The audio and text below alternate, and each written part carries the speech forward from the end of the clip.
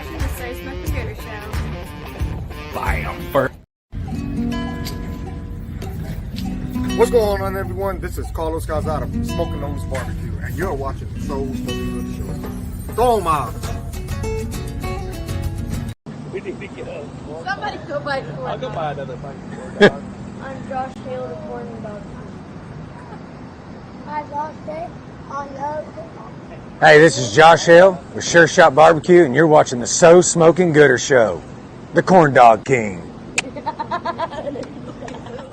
Are you ready to turn up the heat? 1. Let's go! Because you've just tuned in to the one and only So Smoking Gooder Show. We're coming to you live from Bullhorn Barbecue headquarters in Cypress, Texas. This is the show where we talk all things barbecue and brews, and you better believe we're here to have a good time. Get ready for the man who knows barbecue like the back of his hand, the guy who can tell you the difference between an IPA and a stout blindfolded, and the life of every party, your barbecue pitmaster and the host with the most, Rob Arocha. Whether you're part of the Gooder Gang or just here for the special guests, barbecue competition updates, or maybe even to rate some boxes, strap in, fire up those smokers, and crack open a cold one, because the So Smoking Gooder Show starts now. What is up, Gooder Gang? Welcome to the show. We got the full crew tonight. We got the special co-host, recurring co-host, Eddy Morales from the Pitfather BBQ, who'll be on in just a second. And we got producer Ty back there. That's why things are going smoothly right now. You know, I'm not relying on myself, which I figured out. I'm long out of practice for that. Well, welcome to the show. It's a little after 8 o'clock. You know what time it is on a Wednesday. And you know where to be. That is right here watching the So Smoking Gooder Show. I am your host. As they said, I do not know how to tell the difference between an IPA or a stout. I still don't. Maybe the co-host does. We'll bring him on again in just a moment. But welcome back to the show. Thank you for tuning in. We're going to have a great one. We've got a first-timer to the show. He's been killing it in the barbecue world as of late, and I'm excited to talk to him and get to know him a little better, and that is talking about Mr. Eric Arnold from Bigg Barbecue. But before we get to any of all of that, let's bring in the co-host of the night, and we're talking about Mr. Eddy Morales. What is up, brother? What's up, brother? How are you, my man? Welcome back to the show. Appreciate you doing this. You having fun doing this so far, man? Man, so far it's good. Yes, I'm enjoying it. You've been on with Josh Hale, and then who all have you been with? Aaron last week. Aaron, and then I now was we kind got of on, but now we I got was off for like 20 minutes, man. My laptop was acting up. It's all right. Week 3. All right. This is cool. This is cool. No, he's not tardy. He's on, bro. We were right on schedule again. We got let's get him on, producer Ty. We haven't seen him in a couple weeks. Ty, where are you at, bro? Come on in, my man. How are you? What's up? Welcome back. I missed you, bro. I missed you. Yeah, I felt terrible for missing that last week when I wasn't really out of town. I just had some stuff to do. Lots of stuff going on in the Cobb household, but I'm very happy to be back. Well, I definitely missed Ty. I was talking to Ty earlier, and he goes, "Yeah, I did see." Where I was like, I wish Ty were here. Yeah, and he actually tried to get on with his laptop. I appreciate that. I was trying to steal Tatum's iPad to do some stuff. Welcome back. You did mention lots going on in the Cobb household. I know about it, but let's this is some awesome news. Let's share it with the Gooder Gang, my man. So my youngest daughter, Cadence McKenna Cobb, is graduating from Texas State tomorrow. So we're heading out to San Marcos for graduation. It's about 2:00. And she's thank you. She's a journalism major, and she's already got a job at an ABC affiliate in Waco. Wow. And so I'm super proud of that. My youngest baby girl. So I just have one in the house left now. So one out of 6. Congratulations, brother. That's thanks, man. And also I wanted to say, I didn't say this earlier, but it's Teacher Appreciation Week, and my second oldest daughter, Tylee Cobb, is a teacher here in the Houston area. So I wanted to wish her happy Teacher Appreciation Week. I love you, and you're the greatest thing ever. Well, I know we got a few teachers in the house. Sarah Trevino is one. My wife, Diane, is another. And so let's celebrate. Congratulations and celebrate Teacher Appreciation Week. Well, Ty, anything else that we wanted to bring up before we get No, man, I'm ready for this show. I was looking over Bigg E's stuff today, so I'm excited to hear his story. Let's get it going. Yeah. All right. Well, thank you, Ty. Thank you very much. Sir. All right. So, Eddy, what do you got going on, man? What's going on with you, man, before we get rolling here? Man, just work and trying to get this trailer back on the road. What's going on with your trailer? Man, I had a bent axle Oh. And Josh was telling me it's impossible for an axle to bend, bro. It's a torsion axle. The motherfucker was bent. And anyways, a lot of people were saying it was for doing U-turns or I don't know what, but I took it and they said, man, we looked at the axle. It looks like it came like that from factory. So, man, I've been rolling like that this whole time. And I was gonna say you're not allowed to do U-turns in the trailer now. yeah, that's what. So, man, I went through 3 tires before they finally, said, bring it and we'll warranty it out. So, I picked it up today, putting the Jumbo back on it, and man, we should be ready to roll this weekend. All right. Well, I'm glad to see that. Glad to hear that for sure, man. Yeah, those things can be a nightmare. It's a brand new trailer, isn't it? Yeah, much. Man. I took off from the house today at like 4 a.m, drove to Waco, picked it up, and then came back and made it to work at 8. So, damn, employee of the month. Been a long day, man. I had my trailer with me at work all day too. So, and now you're on the show. All right, welcome, and I'm glad you're back in time for that. So let's give some shout outs to the Gooder Gang. Ty will run them down and I'll read them off real quick. We got the Dude Barbecue. Am I first? Yes, you were first, the Dude Barbecue. That's a first for you. Congratulations. First in, you win absolutely nothing. Daddy Dutch Barbecue. What's up? Good evening, y'all. G-Walt. Sup, fuckers? Okay, that's how we're going. I like it. Lobo's Den. Hello, everyone. Nicho. Porky's Pit Crew. All right, good evening, Gooder Gang. That Oil Money. I said his name last week on the show. What's up? What's up? Serge Gracita, our follow team. What's up, Rob, Ty, and the Gooder Gang? Smoking and Toasting. What's up, gang? Michael Sistrunk. What is up, Gooder Gang? Doodle Q. What is going on? Brandon Perriman. Kevin Hernandez. What's up, Gooder Gang? What's happening, Rob, Eddy, and producer Ty? That's right. Bo Daniel. What's up? Renee Gonzalez. Okay. That's a warning label, it looks like. We got Kevin again. G. Walt back again. Sam Demerit. 2 Sauce Birdies. All right. Yeah, I've been hearing that name quite a bit lately. Yeah, so I saw Carly open the show. We're going to need high school barbecue update. I know she went and did some high school barbecue. I know that Bobby Delgado's son did as well. Bo Daniel's son, Brody, did as well. I'm sure there's others out there that I'm just not remembering off the top of my head. What info do I need? Who won? What's going on there? That's what we want to know. Uwe Braun, our favorite German barbecue. Case Han, what is Astros didn't suck when I was on? No shit, man. They're not doing well at all. We got Jared McCrory. Evening, everybody. Robbie Liao. What's up, Rob and the Gooder Gang? Max, what's going on? Okay, on the Gooder Gang. Randy Osborne. That's a new name. What's going on? He's here for Big E. Welcome to the show. Jen Lee, what is going on? She's saying hello. If y'all don't remember, that is the promoter of the Danny Dietz Memorial Classic coming up. Shoot, man, feels like the end of the year is already here, man. It's already May. Cut quick and easy. Aaron Stauffer, Man Meat Barbecue, our guest last week. Thank you for being a guest last week, Aaron. We got who else was down here? Carl Davis, Cast Iron, Damn Yankee, Texas Barbecue. He's singing it, Frank, I'm sure, here in a little while. Let's go. I'll tell you later. Barbecue and Custom Catering. Mark Suarez, ChickN Bark, Roddy Trevino. What is up? Let's go. Johnny Dunn with a big RGC last weekend. Ramiro, what's going on? Dude. JJ, Little Gringo, not Green Guy, Little Gringo, Lance Bracco, and then, okay, here we go. Ingleside High School Barbecue Team won state championship in the high school barbecue Inc. or whatever. Congratulations to Ingleside High School. I believe that is Brody, right? Am I correct, Bo?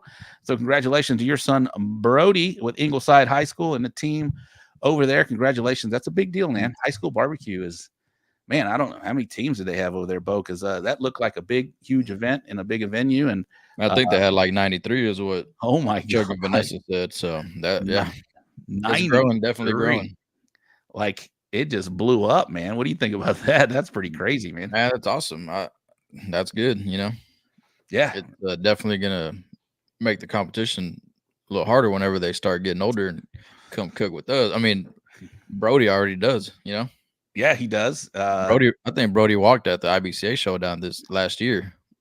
Scott Stanish's kid does as well. Tate, he won the San Antonio rodeo for the high school team. Yeah, 93 teams in Burnet. That is crazy. That's awesome. That is awesome. Glad to hear that. Glad to see the youngsters getting involved. We've seen kids Qs here all the time. Now those kids Q competitors are teaching their high school teams, basically, a lot of these high school teams, you see a bunch of young kids, but our kids cuers that have been doing this a while, they're taking the lead on these high school teams. So it's fun to watch, man. It really is. And it's awesome. 2 different high school sanctioning groups. Okay.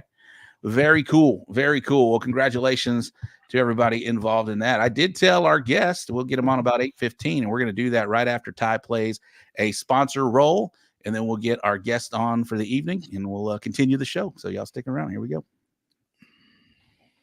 Look, I sprung it on. Shout out to the supportive and outstanding sponsors: Rectag, Smokin' Magic, Cosmos Q Products, K&R Pipeline Services, Race Crew Drum Smokers, Barbecue 321 Podcast, Texas Oil Dust, LC Barbecue, Pinkerton Texas Pit Barbecue, Briscoe Ranch Cook-Off at the Crossroads, War Pig Barbecue, Texas Chrome Heroes Foundation, Chicken Fried Barbecue Grind, Navy SEAL Danny Dietz Memorial Classic, Bull Printing Wraps and Graphics, Texas Original Charcoal Products, Got Your Six Culture, We Branded Promotions, and the Barbecue Store in Hempstead. Thank you for supporting the So Smokin' Gooder Show. Absolutely. Thank you so much for supporting the show. Eddie, what do you know about our guest tonight, man? Eric Arnold from Big E Barbecue. Man, I know he's been kicking my ass lately. I think, man, I don't remember where I met him, but I met him probably somewhere up around Dallas or something. And then I, talked to him down at Weatherford, and then he was parked next to us at Lampasas. Man, he was badass. He cooked a bunch of food over, brought it over the night, Friday night, hung out, drank some beers. Great guy. He is a beast. Yeah, we've been watching him have some big walks here in the last couple of years. It's long overdue. Our next guest is a barbecue competitor here in the Texas scene. You can find him all over Texas. He doesn't stick around to one area, I don't believe, but I'm excited to get to know this guy, and I'm excited to introduce him to the Gooder Gang. I'm talking about Big E Barbecue. We're talking about Eric Arnold. What is going on, my man? Or is this Willie Nelson? I cannot tell. Hey, man, we got a little fun. What's up, guys? How y'all doing? We're great, brother. Welcome to the show, my man. It's been a long time coming, man. I love having first-time guests, so we get to meet some new people. Before we get started, let's get this out of the way. It's one of those questions where people always ask it, but we got to know. Where are you from, Eric? Introduce yourself to the Gooder Gang, my man. Hey, I'm Eric Arnold from Waco, Texas. We moved here about 2001, originally from New Mexico. Yeah, and got hooked on this barbecue scene we started about 2013, and then really got serious the last few years. So, yeah. So you've been knowing about barbecue and competing since 2013. But you've taken note. I've taken notice of you here in the last 2 years. Like I said, what was the match that started that from just taking it as a hobby to take it a little more seriously? Yeah, I guess when CBA started kicking in real good, I was like, man, we got to get serious, buckle down. We're going to get serious about this. We got to do it. So we quit all the drinking all night long, partying, things like that, and try to become a competitive team in the barbecue world. So you got to do that, right, Eddie? Oh yeah, absolutely. I mean, my bedtime is 11 o'clock, but sometimes I'll stay out a little longer. Depends on if Kit's there or not. So or Reagan. Yeah, Reagan's there, man. I think man, we damn near polished off a bottle of tequila on Friday night, and we stayed up about 12:30. That was a little past my bedtime, and then the next day I was running to every turn in. So not good. Hauling ass. What's up, Laura and Doodle Q checking in? We got Lance Bracco's Chiefs Barbecue. All right, welcome to the show. Yeah, so 2013. That's a long while ago, my man. That's 11 years if my math is correct. I think it is right now. Later in the show, it may not be, but right now it's okay. Yeah, we were doing like 2 or 3 comps a year, nothing serious. And then finally we decided we got to buckle down. If we're going to get serious about this, we got to buckle down and do it. What was your first introduction into barbecue? How'd you find out about this thing? So they had a cook-off here in Waco called the South 40. And my buddy JD Ewing was running the Coliseum, and he's like, "Hey, we got a barbecue contest. I need you to enter." Okay. So we entered that, and, we did pretty good, and then got bit by the bug and kept on. And it just grew from there. Yeah. So prior to that, what were you always cook at the backyard, or what were you doing prior to that? Like the early introduction to barbecue. What do you remember about that? Okay. Maybe cooking with your dad or whatever it may be. Yeah. My stepdad, Phil, raised me and my sister, and he was always cooking brisket every weekend. Okay. Out in New Mexico. He was a pipeline welder. He'd build the pits, and all that stuff. And then every weekend he'd smoke a brisket. And the bad part was the brisket wasn't done until the ball of Jim Beam was gone. So he'd tell me, he goes, "Hey, go make me a drink." So I go make him a drink, and I'd fill that sucker up to the top and do a little splash of Coke. How old are you? How old are you bartending at this point? I'm about like 9 or 10 years old. I'm like, "Man, I'm hungry. Hurry up!" And I'd bring him that drink, and he's like, "Man, you're trying to kill me." I'm like, "No, hurry up. I'm hungry." You didn't realize you were making that cook time a lot longer than you should have helped him drink that motherfucking bottle. Yeah, I know, right? Oh man, 9 years old, man, sneak a little swig away. I might have, So you actually got a really good baseline though. If your dad's building pits and cooking briskets all the time as a young child and all that, we were just talking about our kids skewers, man. You got a really good kind of baseline with barbecue back in the day. Oh yeah. It was every weekend. He was cooking something, it was, we grew up around it. It was great. G-Walt said you're beating them back then in 2013, 14. Yeah, so we always rented houses. We'd live in a house for about a year, and he'd build a pit, and he'd put it on a pole on a swivel in the backyard, and we'd move. He'd just leave that pit there. We'd move to the next house. He'd build another pit. So there's probably in Hobbs, New Mexico, there's probably about 8 pits around that town that he built. They're in people's backyards right now. That's badass. Damn, that's. I bet they're not moving either. Producer Ty, what part of New Mexico? Yeah, they just mentioned Hobbs. I was stationed at White Sands Missile Range. My family absolutely loves that area and culture. We have friends there in Albuquerque to this day. So where is Hobbs in relation to? It's the southeast corner. It's about an hour and a half from Lubbock, hour and a half from Midland, Odessa area, oil field country. Okay. All right. So you're near Texas, almost Texas. Yeah, it's 4 miles from the Texas border. There you go. Yeah, that's about as close as you can get. I'd have been 5th generation Texan if my mom would have just drove 4 miles. Yeah. Does that irk you? Yes, and she hears about it quite frequently. I'd be a little upset too if I was 4 miles from being a native Texan. But you're a Texan, man. Jared McCrory stuck in Carlsbad till the end of May. I've been to Taos, New Mexico. Crazy story about Taos, New Mexico. I went there with my buddies, and we were in this bar in Taos, and the fire pit or the fireplace, right? The chimney. It was a cock and balls. I'm not kidding. The chute was a shaft, and the fireplace was two balls. That's a chimenea.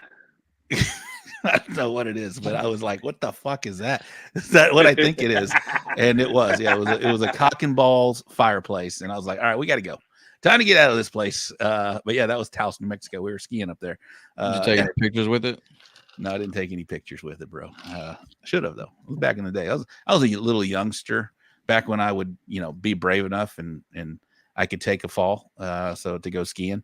So yeah, that was it. But Taos was beautiful. It was cool. It was really nice, except for that, cock and ball chimney and whatnot. But whatever.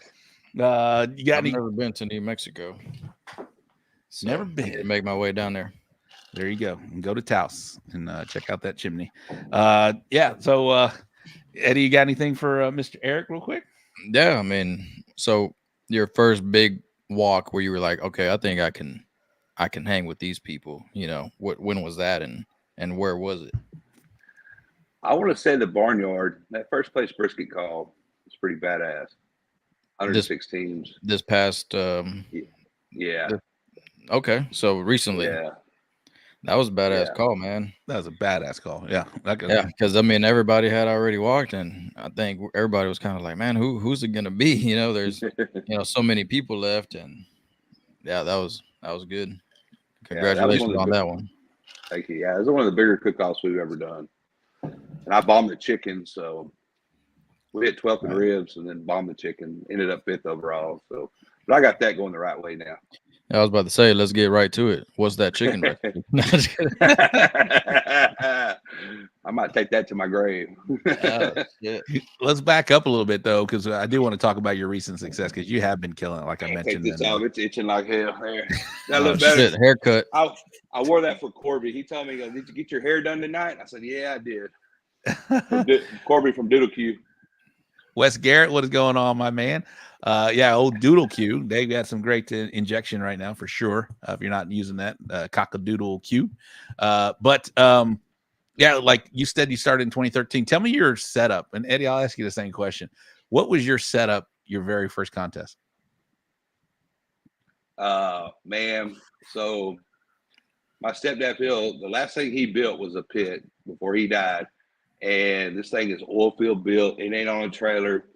I had to drag it across the backyard, load it on the back of a flatbed, and take it down there. And that's what we used. I slept outside, put brisket on at 2 a.m., cooked the whole thing. You know how it was back then. Right. Yeah, it was rough. Pop up tent. It'd take you 3 days to get over a cook-off.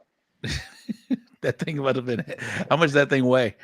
Oh, man, I don't know. Did it have wheels? Yeah, there's solid steel wheels. I still have it. Yeah, it's ridiculous. Still there, huh? You still got it? Yeah. Yeah, I got it on my back porch over here behind the shop. Yep. Do you use it? Nice.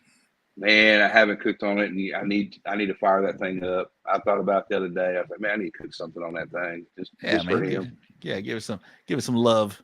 Get it on there. Eddie, what was your first setup, bro? What did it look like? Because now you're all fucking bougie and shit. When your trailer's not in the shop, you got a great setup. But what was your first setup looking like? My very first setup at my first cook-off.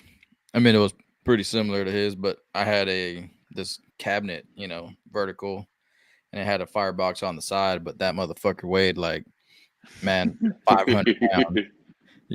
So same thing, loaded up on a 16-foot trailer, but it's only like 4 feet wide with the firebox, and man, cooked on it, and it was terrible. I didn't walk, but I do want to take it to a cook-off one more. I still have it.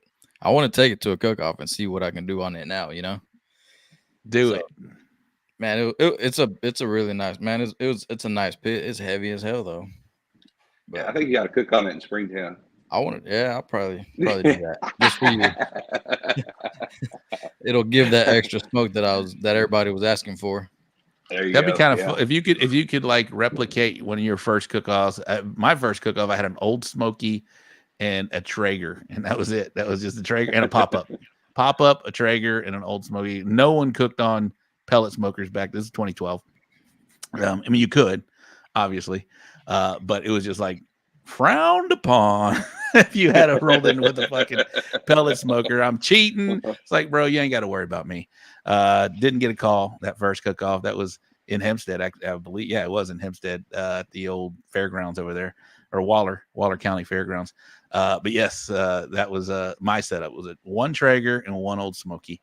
No calls. It'd be fun to duplicate your original setup and do a contest. I think I don't know if I can do it, man. I've gotten used to that AC. Bro, yeah. Man, that cook-off though, I cooked all 3 meats. It was an IBCA at Driftwood. I cooked all 3 meats in that one pit, and that chicken I might have cooked it for, I don't know, 4 or 5 hours. I didn't know, I was smoked. There was not 1 ounce of juice in that. Dang. So, you can bounce that off the ribs, bounce it off the concrete. Yeah. And I thought it was the best chicken, I didn't walk. Not even. I didn't walk for another year actually, but I only did 3 or 4, and I actually won that cook-off last year. Finally, it was like my nemesis. Well, that's cool. You stuck with it. Yeah, man, and I'll do that cook-off every year. As much as it that place hates me, I will do that cook-off since it was my first. You know, I still got, Danny Dietz was my nemesis forever. It's still my nemesis. I mean, I got one call, but it was a good one, first place rib. But I think you had second place rib, right? I had a second, yeah. I'm just fucking with you. But yeah, that was finally got that big monkey off my back. You got a nemesis cook-off, Eric? What's up, Ace? Man, I don't know. We were in McGregor one time, and we're sitting there, and it's back, cooking briskets. Started putting them on 2 a.m, and my guys were with me, and I was like, man, I'm going to bed. So I went to the camper, called into bed, and they're like, hey, the pit's on fire. I'm like, okay. So I jump up, and they're like, don't worry, we got it out. Why are you waking me up? They could have said the pit was on fire. Exactly. Austin Bittner, Only Meats. What is up, my man? I saw he got a big brisket walk, I believe, this weekend in Hempstead. First place pork, I think. Oh, is it first place pork? All right. I think. I don't know. Audio cookers. What is going on? Stephen Rozicki. Tom Ball kills us, but we still go. I love Tom Ball. It giveth and taketh for sure. Brandy Rodriguez, what's going on? She says, hey, all right. Drink. Yes, right. I did say Tom Ball. VFW. Drink. Yeah, big contest at the Tom Ball VFW this weekend. We'll go over that in the in the Briscoe Ranch Cook-Off at the Crossroads upcoming event segment that's coming up at the top of the hour. He goes by Only Cans. I like it. He goes by Only Bands on the chicken show. Oh, that's your brother. That's your sister, Brandy. Welcome to the show, Brandy. So you got any barbecue superstitions, my man? Like something you got to do or something you got to wear? Whatever it may be. Eddie, I'll ask you the same fucking question, bro. Man, I got a pair of Dickies camouflage shorts, and I've seen you wear. If I don't wear those, I don't get shit. If I wear them, we do good. So now I have to wear them. That's the only superstition I got. I have to wear them. I don't have any. Camo Dick. You ain't got none? I don't believe you, bro. I don't. I don't have any. Man, I don't care. Superstitions, none. Josh is like, man, that's bad juju. I'm like, no, it ain't. It's all right. Josh Hale's daughter, Lainey. She made me a bracelet, custom bullhorn bracelet. Did you pay for it? Because Louis didn't. Yes, I know. Louis on his pictures in their trailer, like unpaid hot check. Louis Gonzalez sitting over there. No, I'm kidding about the hot check. But yeah, apparently Louis owes Lainey some payment with interest. Come on, Louis, do better. I told him every day was going to add $1, so she's going to have a pretty good check. But no, I got to wear that thing because I wore it and I walked like up until I can't remember what it was. Oh, Alvin. I had walked at every contest. No, it was San Antonio Rodeo this year.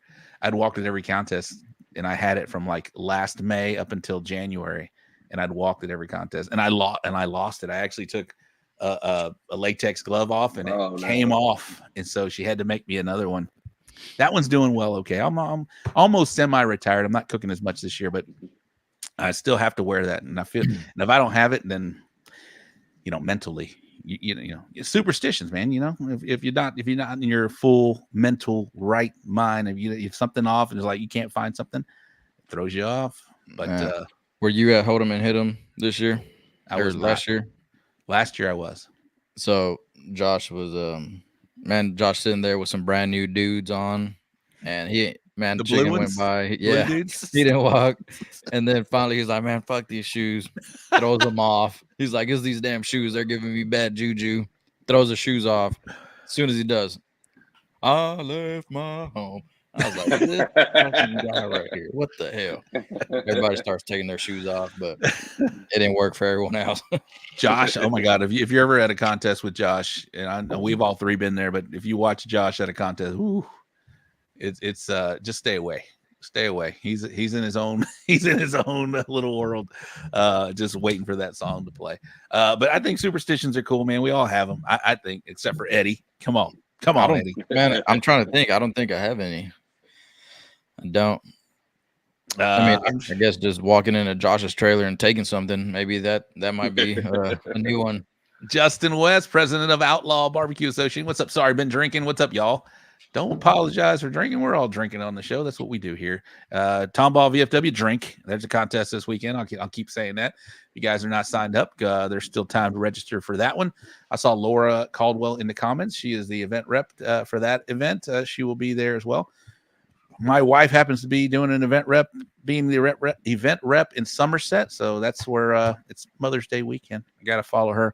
So I will be out there in Somerset. So we'll go over that in the upcoming event segment. Eric, you cooking this weekend? Where are you going to be? I thought she might have dropped you off and then left. No, she's done that before too. But no, I'll be over there. No, you're not, Eric? No, I got to go out to New Mexico this weekend. It's my grandson's first birthday party, so thank God. Be there for that. And I cooked a couple briskets last weekend. Take you out there. You know, the kids want brisket, so that's part of that's what comes so when with you the territory. When you cook at home, do you cook kind of similar to your competition, or you completely change it up? And I gotta lay back a little bit. You know, that stuff's so rich. Yeah, people eat that too much. You know, the bathroom's gonna be full. Yeah. So my mom was always asking for leftover brisket. I'm like, nah, I don't have any. I threw it away. But I don't want them eating that. That's too much shit in there. Yeah, if you guys are cooking, put them in the comments where you're going to be. We'd like to know. I'll be at Somerset also. All right.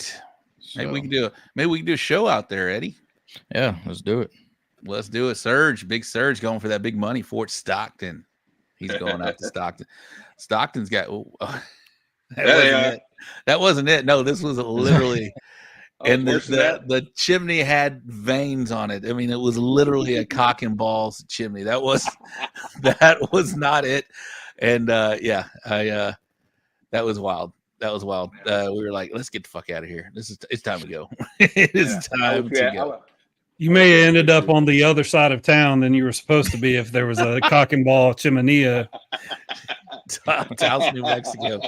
Taos, New Mexico. I won't forget that chimney or that fireplace. Are you team clean or team flavor with your pit? Man, it's sometimes I clean it, sometimes I don't. Right now, I ain't cleaned it. I'm scared to clean it. that thing runs pretty. It runs pretty clean, as you know. It runs pretty good. We talked about it when Josh Hale was on the show a couple weeks back. He's rubbed off on me. I am definitely had a flavor saver. Still call it the flavor saver, but it's been cleaned. It's got one contest on it right now. But I'm not going to clean it before this weekend. I wouldn't actually plan on cooking this weekend, so but I won't clean it. But it'll stay there. But one contest is no big deal. It's prior to hanging out with Josh a lot. It's gone maybe a whole year without being completely clean. What do you think about that, Eddie? Team clean or team flavor saver? On my Jambo, I'll scrape it every week, but I won't wash it. Deep clean maybe once a month. But I'll scrape it with. I have this little scraper, so I mean it's really clean, but I don't wash it off and all that stuff, power wash it and all that. Maybe once a month or whenever I'm not lazy, because I don't keep my trailer at home. It's next door at this storage, so I gotta go get it and bring it over here, then drop it off. And it's too much. Yeah, too much. Yeah, my drum has ashes from like 5-6 months ago. So. Gooder gang, put it in the comments. Are you team clean or team flavor? Because all that stuff on the side of the pit and going around the pit and dropping down on your meat is all flavor. I think Bill Purvis is team clean, if I'm not mistaken. I don't think Bill Purvis is team clean. I think he's on the other spectrum. Hey, but Bill proves every weekend that it don't matter.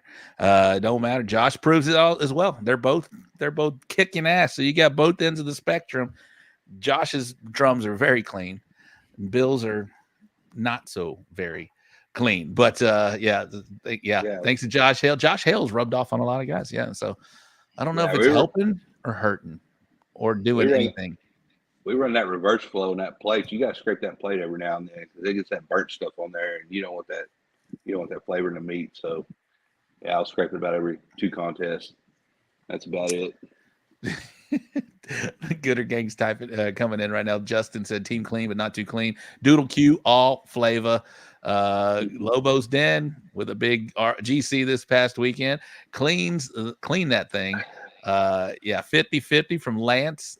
Aaron Man Meat says always clean the racks, clean the drums every other cook. I mean, that's still pretty clean. Every other cook, that's pretty clean. All about the flavor saver. Sam Demerit, 2 sauce birdies. Kit Polk is team clean. Yeah, whatever. Johnny Dunn, I'm somewhere between Bill and Josh Hale. There's Johnny Dunn killing it right now. RGC. This man has been doing it for a number of years, staying with the curve, or right ahead of the curve for that. For KCBS, clean. They put a small fire in before cook day. All right. Nicho's team in between. All right. Ricardo, every 2 to 3 cooks. G-Wald, I clean my drums after every cook-off, but just a rinse. Still got some flavored walls. There's Josh Hale, team clean. No kidding, bro. You're the face of team clean. I'll Sure eat shot off barbecue. his fucking drums. When you can literally slide your finger of it during a cook and there's nothing on it. It's crazy. Los Gordos clean after every 3 cooks. Okay, that's probably a good time. Every 3. I don't know.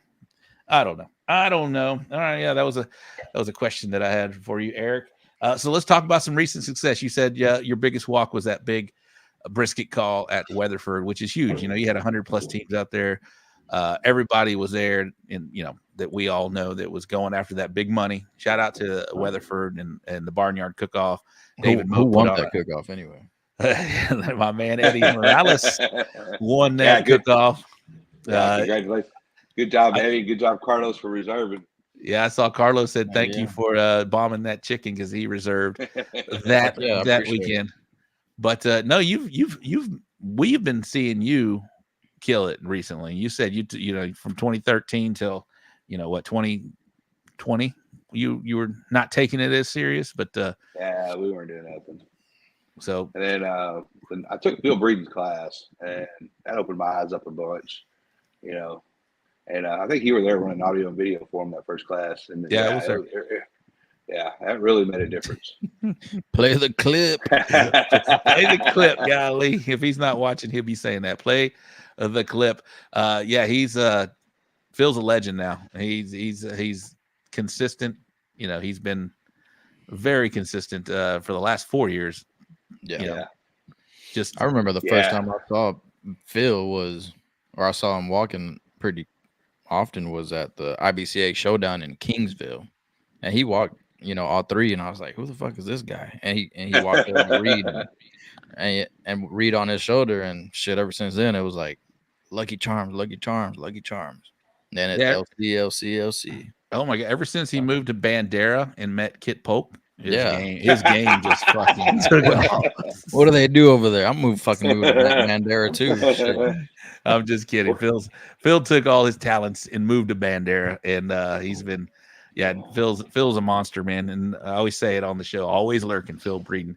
And like you mentioned, you hit a big first place brisket in Weatherford. That first place brisket call, wherever you're at, kind of like designates who's going to win a contest. It feels like, right? Because people are always looking for that last call, right? Maybe they're sitting on 1 call, 2 calls, whatever it is, and then that last brisket call like totally alters the standing. It can take somebody from a 15th overall to a first place overall, just like that. It's really cool. We hit 12th in ribs. What's up, Samantha? And then 12th in ribs, and then sitting there, and they're calling, 5th, 4th, 3rd. I was like, we ain't got nothing. In first place brisket, they played our song. I was like, are you kidding me? And we ended up 5th overall. And then I look at the score sheet, and I'm like, 52nd in chicken. That damn chicken. I scrapped everything right then. I was like, nope, we fixed to do something different. I'm tired of it. Yeah. And I scrapped everything. We went to Gatesville the next cook-off. Total new recipe. Put a new motor in it, as Robert Smith would say. Right. First place chicken. I was like, that's the chicken. That's the recipe now. So when you say when you scratched it or scrapped it, did you change the proteins you were putting? I mean, obviously chicken, but did you add something or take away something, or what I were you dumbed doing it. prior? And I dumbed it down. I was like, all right, you dial yourself out, dumb it back down, see what you do, build up from there. So I dialed it back down, and that's what I did. And we hit first place. I was like, well, shit, we got a chicken recipe now. I think he's asking if you put wings in it. there you go. There's a half chicken, no wings, grill marks, bam. Wing tip or no wing tip? No wing tip. And I got that Hell from yeah. I got that from Rob on the So Smoking Gooder show. I told my wife, I was like, hell, we ain't gonna put no wing tip. Let's try it. Dude, you So- don't need a freaking wingtip. Josh will tell you it looks crazy, and he'll give you a 7 automatically. Hey, I like it when that wing kicks back and that breast is just bam right in your face. Who doesn't like some breasts in their face, bro? I'm just telling you. Exactly. That's what I'm saying. Nah, you're I'm right, just you're telling you, bro. I mean, Still breast team needed wing tip. That You're breast still needed a team bra. wingtip. That breast needed a bra. I'm telling you. that new chicken was perfect in lamb Oh, yeah. passes. then There it is right there. That's Stacy Hale. She's the better half of Sure Shot Barbecue. Yeah, so the chicken, man, that is such a finicky category, right? I mean, you could It's cost me a lot. yeah. A lot of people Yeah. team win.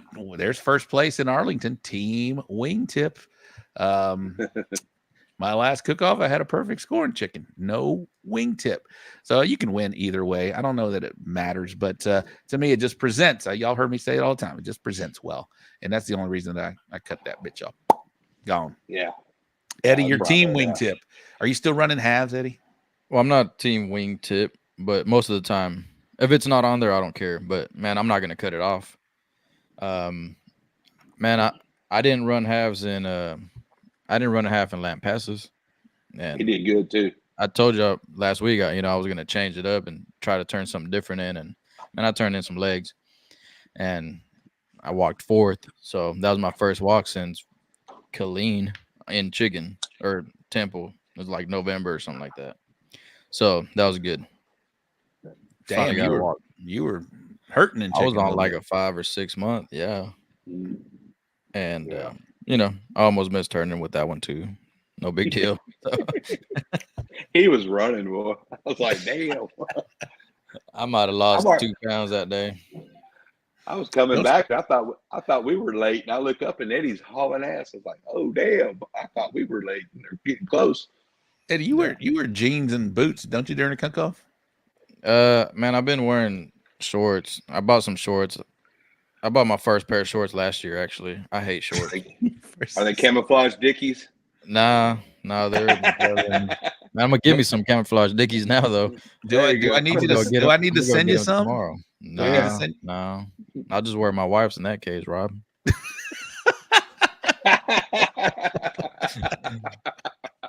So, man, I've been rocking the Crocs with the socks and the shorts. Man, it feels good.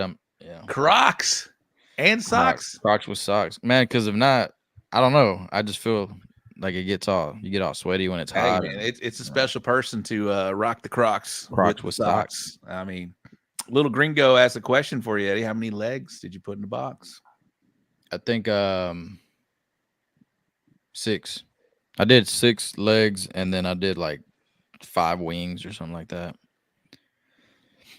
I didn't have a plan how I was gonna box it, so man, it looked like shit. I think. Well, one side looked really good, and then the other side looked like I just threw it in there because I did. Once I looked at the time, I was still boxing by like 58, so I had to just throw the wings in there and run. Paul Schindler. I don't know if I said hi to Paul yet, but Paul had a big GC, wasn't it? Yeah. Wasn't it out there as well? Yeah, he had a big GC. Congratulations, Paul. Congratulations, Paul. He beat me by 0.82. But We I didn't was get happy Paul. for him. Paul, hit me up when you get you on the show, bro. It's been a little ever. I like having first timers, and Paul is great. If Paul gets a call, that boy's dancing. It's amazing. Oh yeah, you got a 7'11" person out there dancing. It's freaking fucking cool. That white boy can dance. You know those TikToks where you got those little giants dancing on the screen? That is Paul when he gets a call. It's fucking great. It's awesome. There it is. Yes, sir. Los Gordos. They don't. What did he say? They don't make camo dickies in our size. Yes. Yeah. Well, they do make the short shorts in your size. Let's go. We can get them. We can make that happen. Paul Schindler is a hammer. There's John from the Chopping Block in Webster and Victoria, all over the place. If you guys need some quality meat, you can hit up John at the Chopping Block. All right. I was going to ask you, is barbecue competition, was it like a easy transition for you? Did you find a little effort? But you told me you started in 2013 and then you really took it seriously in 20 and beyond. So I would say it wasn't like easy for you going in. Man, it was a long learning curve for me. Yeah, it was, why am I doing this? So we did pretty good starting out first couple of years, and then you try to do better. So you throw the kitchen sink at it, and then you don't get no calls. And finally I was like, you know what? We got to go back to basics and then start from there and build from there. And that's what we did. And like I said, taking Philip Breeden's class, man, that woke me up big time. I was like, oh, okay. I see what's going on. So, well, having a good baseline of barbecue, like we talked about earlier, and then seeing like a Phil Breeden class, what was like that? What was a major thing you took from that thing? What's up, Bill Purvis, Chicken Fried Barbecue? Man, his finishing processes are phenomenal. That's what I took from that class. I was like, whoa. And it's weird. People go, if you take it for the first time and you were somebody like me, it was like overwhelming to begin with. And so I came home, I did one meat at a time. Did chicken, did ribs, did pork, did brisket. And then the next week I took it and then ran it like a comp. So I get all my timelines down, get everything down, roll it, and did that. And then we went to, I guess, Gatesville after that, and Greg Minotti was there. And he ended up GCing, and we were reserve grand champion, but we had a first in pork, first in brisket, and screwed up the chicken again. But yeah, and after chicken, man, fucking chicken, bro. After that, I was like, all right, we got something. We can compete with these guys on this level now. That's cool, man. Because it's when you have a baseline or you have some knowledge of it. Phil was my first real class type thing, and it does kind of open your eyes as far as like finishing processes and whatnot. Because you know how to cook, right? And you're not really there for the trimming or whatever like that, but some people are. Hey, there's a lot of novice cooks that go into that class, and what a big time shortcut to the learning curve, man. When you take a class going in, do you have any advice for like newbies coming into this scene and maybe checking out the show? And you were at it from 2013 to 2020. What advice would you give these guys? Take a class. Like you say, that's a shortcut. If you think you're doing good, you're cooking good, take a class. It will lift you up to the next level. It will get you there. I'm gonna say try it first and then take a class. Yeah, that's true. Man, try to learn like that. That's the fun part, I think. I mean, I took Clarence's class in 2019. Yeah. And then I bought a couple of them online classes just to kind of get an idea of something here or there, or finishing dust or sauce. But I thought it was fun to learn, you know what I mean, on my own. I cooked before our class, I had a first place chicken, first place brisket, and a first place rib before I took a class. And that was my goal, I want to do it myself. So, try it out, Eddie, that's some great advice. Go ahead and have some knowledge behind you, under you, before you go do that. In my 9-to-5 job, I started with a crane company. 3 weeks in, they send me to Germany for this class, right? And I didn't know fucking anything about cranes, right? I didn't know hardly shit. And so it was just like information overload. Like I didn't know what that it is, but I went back like 2 years later and I'm like, all right, this is cool. Now I understand what they're saying and whatnot. And so you do need to have a good little baseline, and that's some great advice, Eddie. And I think right there, reason is, man, you take a class, and maybe except for Phil's, because that motherfucker keeps working since he started the class. But other classes, man, the recipes, they stop working after a while, right? Or they kind of start, man, you were top 5, now you're top 10, now you're top 15, and it's like, well, what's going on? Man, if you have some prior knowledge, man, you know how to adjust your recipes to like, okay, maybe I need to take this out and add this, or you can kind of play with different. But if you only know one recipe, the one that you got taught, then what are you going to do from there? Yeah, That's my you got to opinion. know. You got to know how to. I guess you got to have a good taste for good food, and know what to add, what to take away, things like that. Make it your own. Make it your own. We'll give some love to Carlos Calzada, big time supporter of the So Smoking Gooder show. He's been watching from day one. Well, not day one, but he's been great lately. I'll teach novice people in my class coming up. There you go. He's got a class coming up. You can put the dates on there, Carlos. We'll highlight those.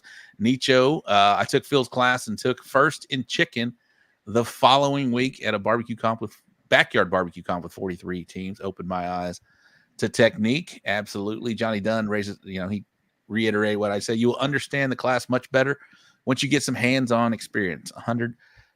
Louis Gonzalez, which is going to be our featured. It's going to be a repeat. ChickN Bark at the top of the hour. Eddie has given me some good advice over the last few weeks. He's been my friend. Oh, I like that. Samantha Cherry. I've taken 2 classes and both couldn't be more different than the other. Just my insight. Hey, I like that though. You get. Yeah, I took Phil's class like 3 years ago, and whenever CBA changed the rules with burn ins and all that, and I took it again, I was like, it's easier just to take a class and kind of figure out what they're doing instead of spending all the money going to comps trying to figure it out. And it was nothing the same. His recipe, I got both books, and I still use the old stuff. I'm, about 60% of the old stuff, and I added my own stuff to it. And so, yeah, what Cesar Mejia said. Can't teach a palate. Can't teach a palate. Can't teach a palate. Send him to Merritt. Been holding off, been wanting to figure things out that have worked and haven't, like the trial and error and grinding things out. I'm going to take one soon, though. And I saw 2 Sauce Birdie's got 2 calls in Weatherford. So he's had some success. I believe that's what you need, right? You have a little background, taste it a little bit of the success, have some fun doing this thing.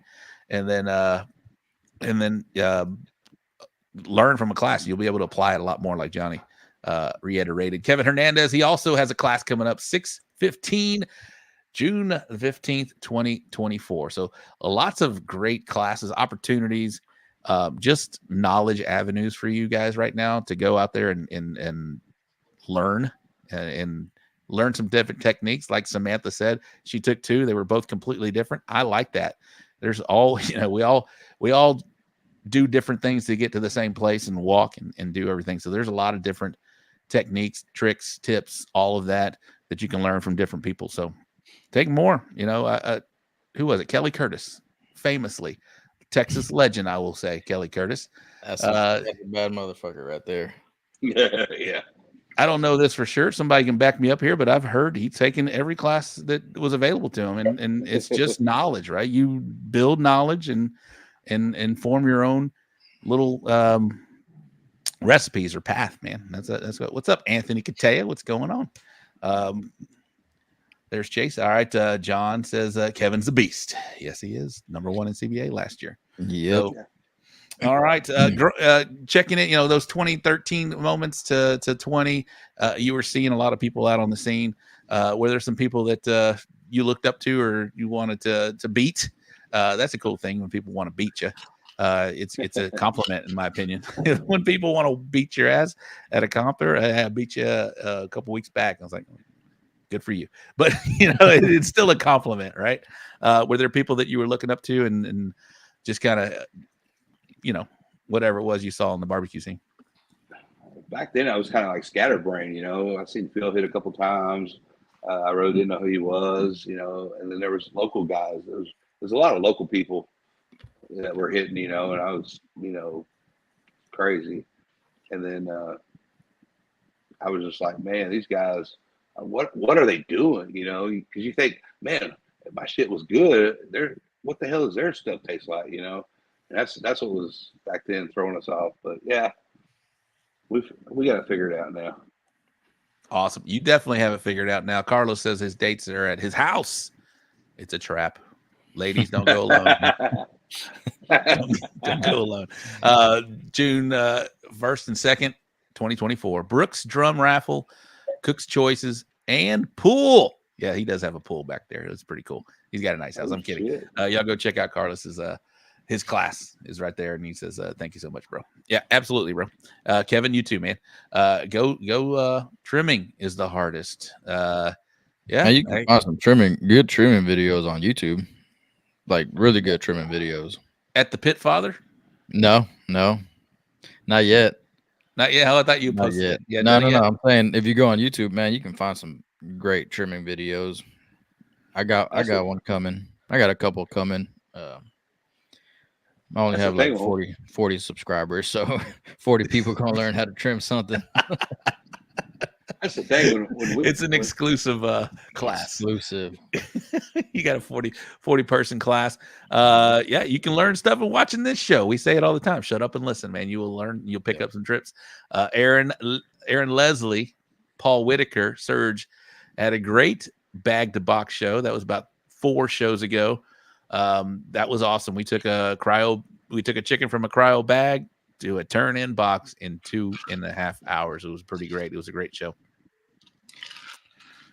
That was the thing back when we started. There was no YouTube. There was no videos. There wasn't nothing. You were on your own. I mean, absolutely. You might meet somebody that'd be nice enough to help you out a little bit, show you something, But back then, you were on your own. The president, Fred Robles, yeah, he does have a good trimming video out there. I think it's on his YouTube, something like that. Hello, Hector. He goes, "Shit, you have 40? I got 5, and they're all family followers of mine." So Eric, put your socials out there. How can they find you as well? We're not done with you yet. But let's put it out there real quick. Bigg on Facebook, Instagram. That's about it. I'm old school. I don't understand the what's that little yellow box picture, whatever picture thing is. I don't know what it is. Oh, Snapchat. Snapchat. Yeah, I don't. What about TikTok? We're too old for Snapchat. Yeah, we're too old for that crap. But Facebook, we're too old for probably all of it. Except for Eddie. Not Eddie. Eddie's still a young man. Rob, you still doing your TikTokies? I have a TikTok, So Smoking Gooder Show. I don't do it very often, but I will post it out there. Man, I have one. I hadn't posted much on there, but I started posting stuff. But man, I love it. Same stuff I'm posting on Instagram, I'll post it on there. Bill will call me and he's like, "Hey man, he just posted like congratulations at 10,000 followers, which is a big deal, right?" He went from like 10K to 15K and like it felt like 4 days. I don't know how many actual days it was, but it was very quick. He went from 10 to 12 to 15K. He's probably at 20. He's probably at 22. He called me Monday night, and man, I think he was at 16 on Monday night now. So it's amazing. It's quick, and he's been doing a lot of those reels. He says, "Hey, man," he says it on his page, man. If you want to grow your stuff, put some reels out there and do some of that. Sarah Joe, the butcher over at the Chopping Block. What's up, Sarah? How are you? Chopping Block Webster has a few. We'll also go live on Tuesdays while comp trimming. So there you go. There's another avenue you can do some eyeball tests. Hector says TikTok is the best, in my opinion. Cesar just found Eddie on Instagram. Good stuff. And of course, producer Ty's on it. He's putting his socials out there.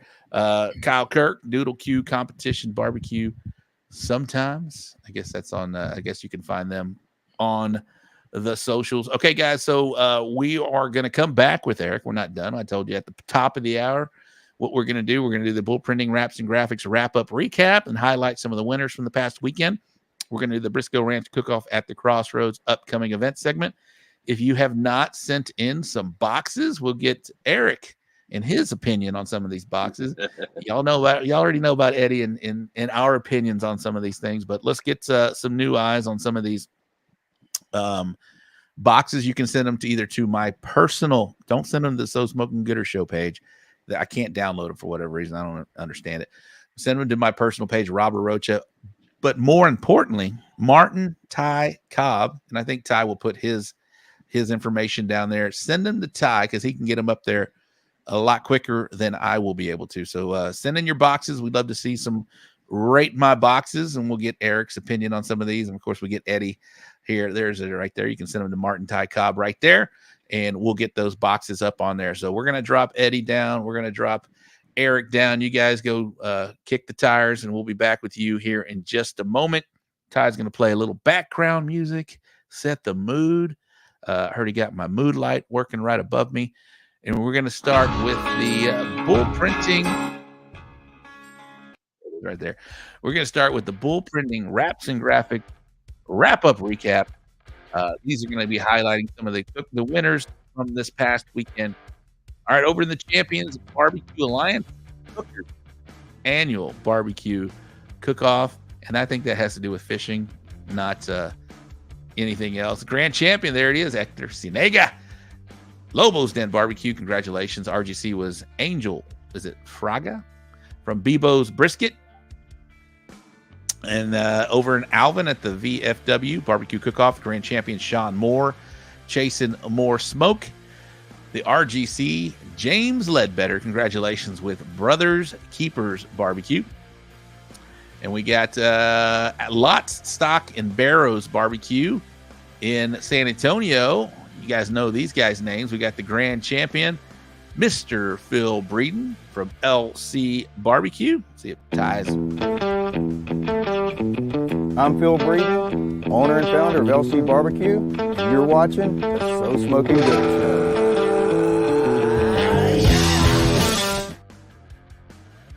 That clip is being worn out. This man just keeps winning. Congratulations, Phil Breeden, LC Barbecue. And right behind him is good buddy RGC with Mr. Bill Purvis from ChickN Fried Barbecue. This is Bill Purvis with ChickN Fried Barbecue, and you're watching the So Smoking Good Show. Boom. Texas Chrome Heroes Foundation's barbecue throwdown held at the barbecue store in Hempstead. Hashtag where you go to win. The grand champion was Josh Hale from Sure Shot Barbecue. Somebody go buy corn. I'll go buy another fucking corn dog. I'm Josh Hale, the corn dog. Hi, Josh Hale. Hey, this is Josh Hale with Sure Shot Barbecue, and you're watching the So Smoking Gooder Show, the Corn Dog King. The Corn Dog King. And the RGC, there he is right there. The man, the myth, the legend, Mr. Johnny Dunn from Bourbon Cowboy Cookers, cooking and teaching for the Texas Chrome Heroes Foundation, the RGC. What a great event. You can find some pictures on our page, on our Facebook page, So Smoke Gooder Show. You'll see some pictures from that event. Whoever took those pictures, great job. They were nice. Sorry, my bad, Ty. Over in the IBCA, we got the 17th annual Chigger Hill Cook-Off. A grand champion was Obi Culp from 4 C's Barbecue. The RGC, Mike Tristan from HTX Barbecue. Congratulations. Over in Sargent, the Sargent VFW, the 14th annual Sargent VFW Cook-Off. Grand champion Philemon Gonzalez from Red Zone Cookers. The RGC with Mr. Tom Clark from JC's Good Old Boys. Congratulations. Over the 6th. Congratulations, Tom Clark. Producer Ty chiming in. The 6th annual BCG Battle on the Bay. The grand champion was Leroy Barrera, Dig In Barbecue. RGC, Gerald Johnson from Burnin' My Money. And over in Goliad, the Cinco de Mayo Cook-Off, grand champion Blake Schendel from Alley Cats. RGC was Mac Wimberly from Bloody Arm Barbecue. I'd like to know why his team name is Bloody Arm Barbecue.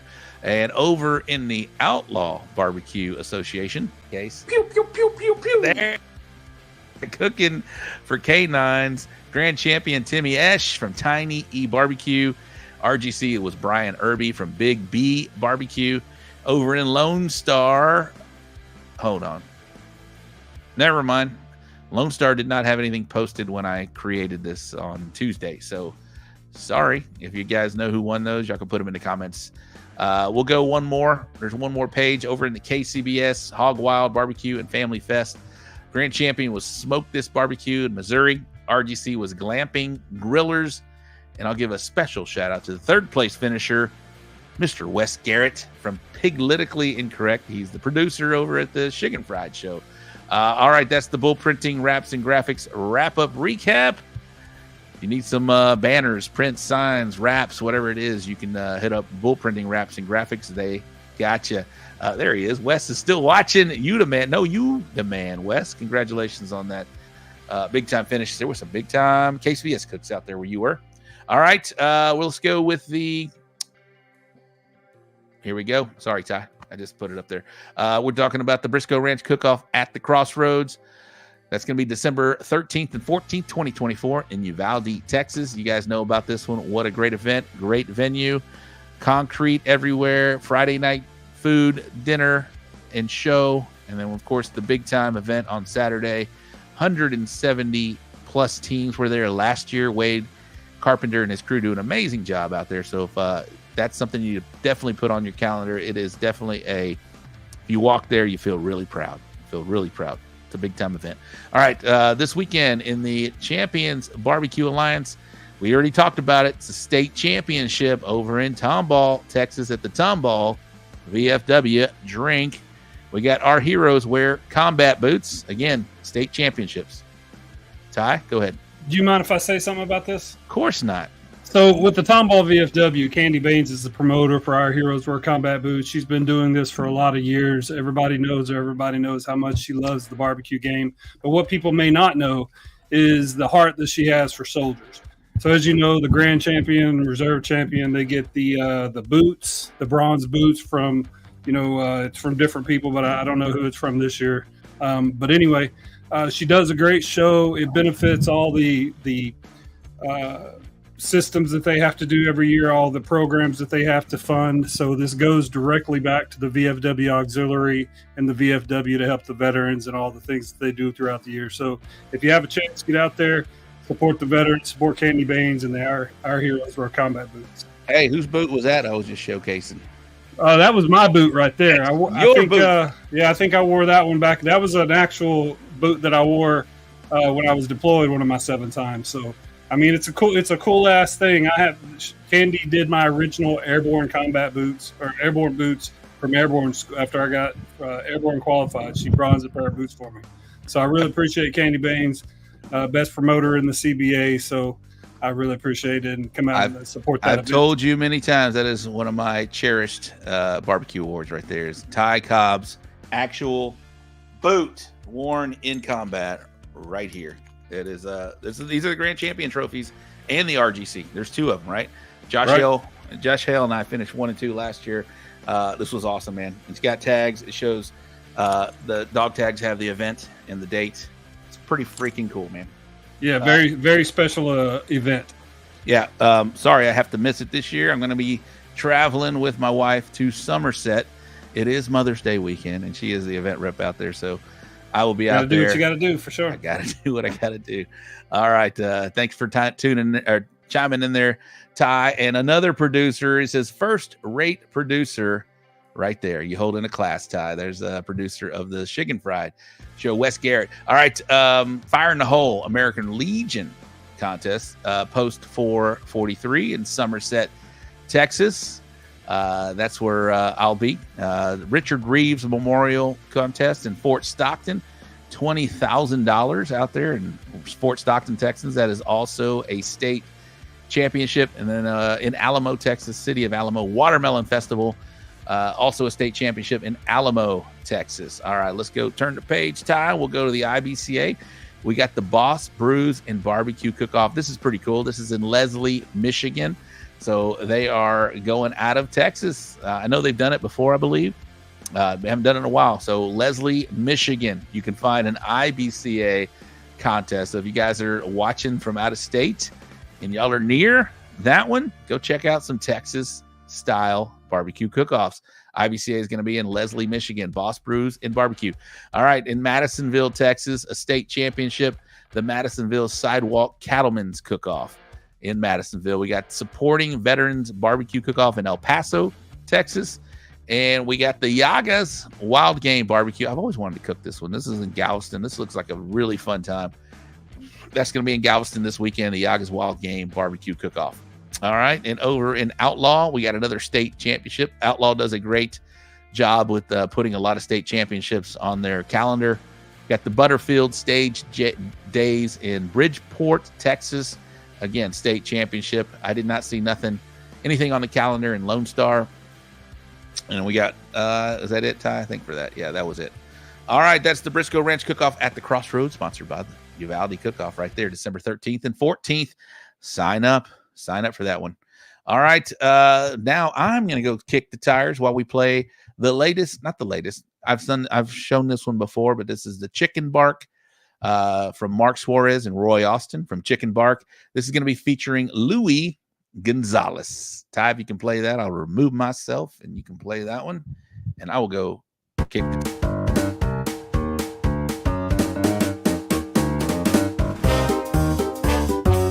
All right, we're back with another edition of Truth Masters with Texas Pit Masters. And today we've got with us Louis Gonzalez with DD BBQ. And where are you guys out of? San Antonio, Texas. Hey man, good luck this weekend. Thank you. All right, first up, what is your guilty pleasure? My name's DD for a reason. I like double D's. Nice. We want to be sponsored by Double D's. Okay, celebrity crush. Emma Stone or Kate Upton, one of the two. Dang, Kate Upton in that old video, like the classic. Yeah. Oh wow, that was good. All right, worst barbecue injury? I think burning my leg on my charcoal basket. Pretty bad? Yeah, it was pretty bad. No doctor visit or? No, hell no. Fuck the doctors. Weirdest thing you've ever eaten? I think bull balls. These nuts. They were good, but until I knew what they were, then I was like, oh, it's kind of fucked up. It is very fucked up. What is one of your cooking pet peeves? I got to be good on timing. I hate being late or rushed. Messier person, you or a significant other? Definitely me. There is no significant other. I could buy myself flowers. Thank you, Miley, for his anthem. All right, favorite cereal? Cinnamon Toast Crunch. Excellent. Okay, what is something that you know that others wouldn't think you would know? Snapple facts. I read a lot of them, but I can't share any one with you. I just forget all of them. I don't, and furthermore, I don't think anybody else drinks Snapple.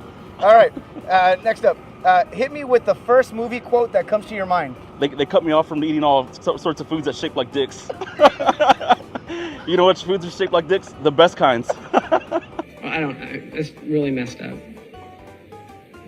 Super gay. No more eggplant for him tonight. Okay, rapid fire round. Ready? Okay. G.I. Joe or He-Man? G.I. Joe. Mountains or beach? Beach. Dogs or cats? Dogs. Noise or silence? Silence. Your ex-girlfriend or the girl before that? Oh, goddamn. Shit. The ex-girlfriend. Okay, Chevy or Ford? Chevy. Superman or Batman? Superman. Tortillas or bread? Tortillas. Menudo or tortilla soup? Tortilla soup. Fuck menudo. Salty or sweet? Sweet. Samsung or iPhone? Let's get rid of those green bubbles, man. iPhone all the way. Pepsi or Coke? Pepsi. McDonald's or Wendy's? Let's go with Wendy's. Wendy's? Yeah, Wendy's. All right. Yeah. Kelly Kapowski from Saved by the Bell or Pamela Anderson? I'll go with Kelly Kapowski. All right. Hey, thanks for playing, brother.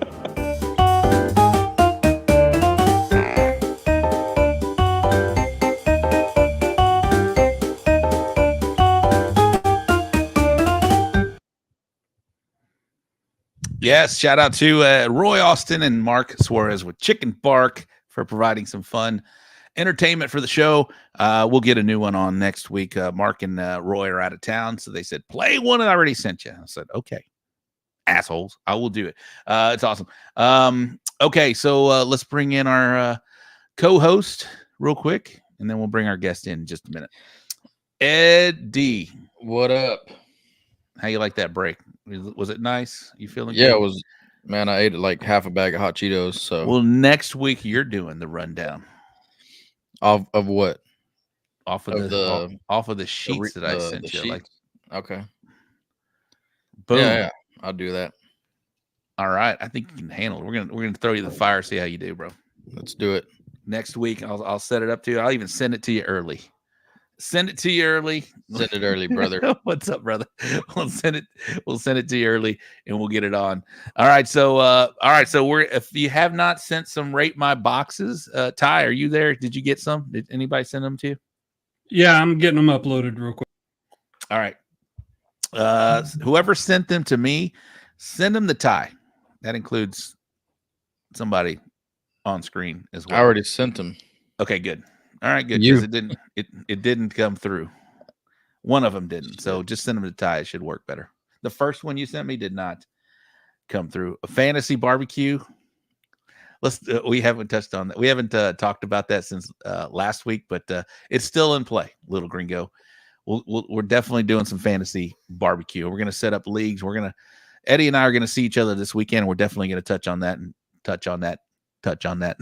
We're definitely going to talk about that. Right, Eddie? Yes. What are we talking about? Fantasy barbecue. Oh, yeah. Yes. We need to get that. We'll get it lined out. And Ty wasn't here last week, so we need to bring Ty in on that. But that's going to be fun. It's going to be a good time. I sent them to Ty. All right. Again, if you sent them to me, which a couple people did, send them to Ty, Martin, Ty, Cobb, and we'll get them on here real quick. All right. Big E Barbecue. Let's bring him in here while Ty sets up the rate my boxes. And before we do that, all right. So you already know about our Mount Rushmore, my man. We know about the barbecue homies. But I did give you. Is there like a? Hold on. I got a couple more questions before we get to this real quick. And it was what was your first vehicle you ever owned? It's a 67 Mustang, and I still have it to this day. Holy crap, dude. Yeah, I'm rebuilding it right now. We're building I got a full frame for it, 351 Cleveland, putting a 6R80 6-speed behind it. It's going to be a bad bitch when it hits the streets. When did you get a hold of that thing? I was 16 years old. First car I ever bought, $3,000. Wow. My mom bought it for me. Yeah, and I mean, I built a lot of custom cars throughout the years. That's pretty cool, dude. I was about to say earlier, man, we've been learning about other hobbies that these cooks have. Yeah. And I was waiting for the right moment to bring up his hobby, but he's touching on it now. So yeah, let's hear it. Yeah, a friend of mine, Brian Moon, he's probably watching the show now. He's not a barbecue guy, but man, we built trucks on the cover of Truckin' Magazine back in the day, cover of Mini Truckin' Magazine. He's a hell of an artist, a hell of a paintist. Yeah, I mean, airbrush stuff, graphics, airbag suspensions. I mean, yeah, we've had a lot of stuff in the magazines over the years. Wow, dude, that's pretty cool. You know, Eddie is a badass pool player. Doesn't compare to rebuilding some badass muscle cars, though. Nope. I told him when he started telling me about that, I looked at him. I said, man, you look like you fucking rebuild cars. He does. He absolutely does. Hey, Eddie, you talked about skateboarding last weekend, right? Yeah. Yep. So back in the day, I used to do freestyle bikes. I've got my 88 Haro Freestyler sitting in the shop right now.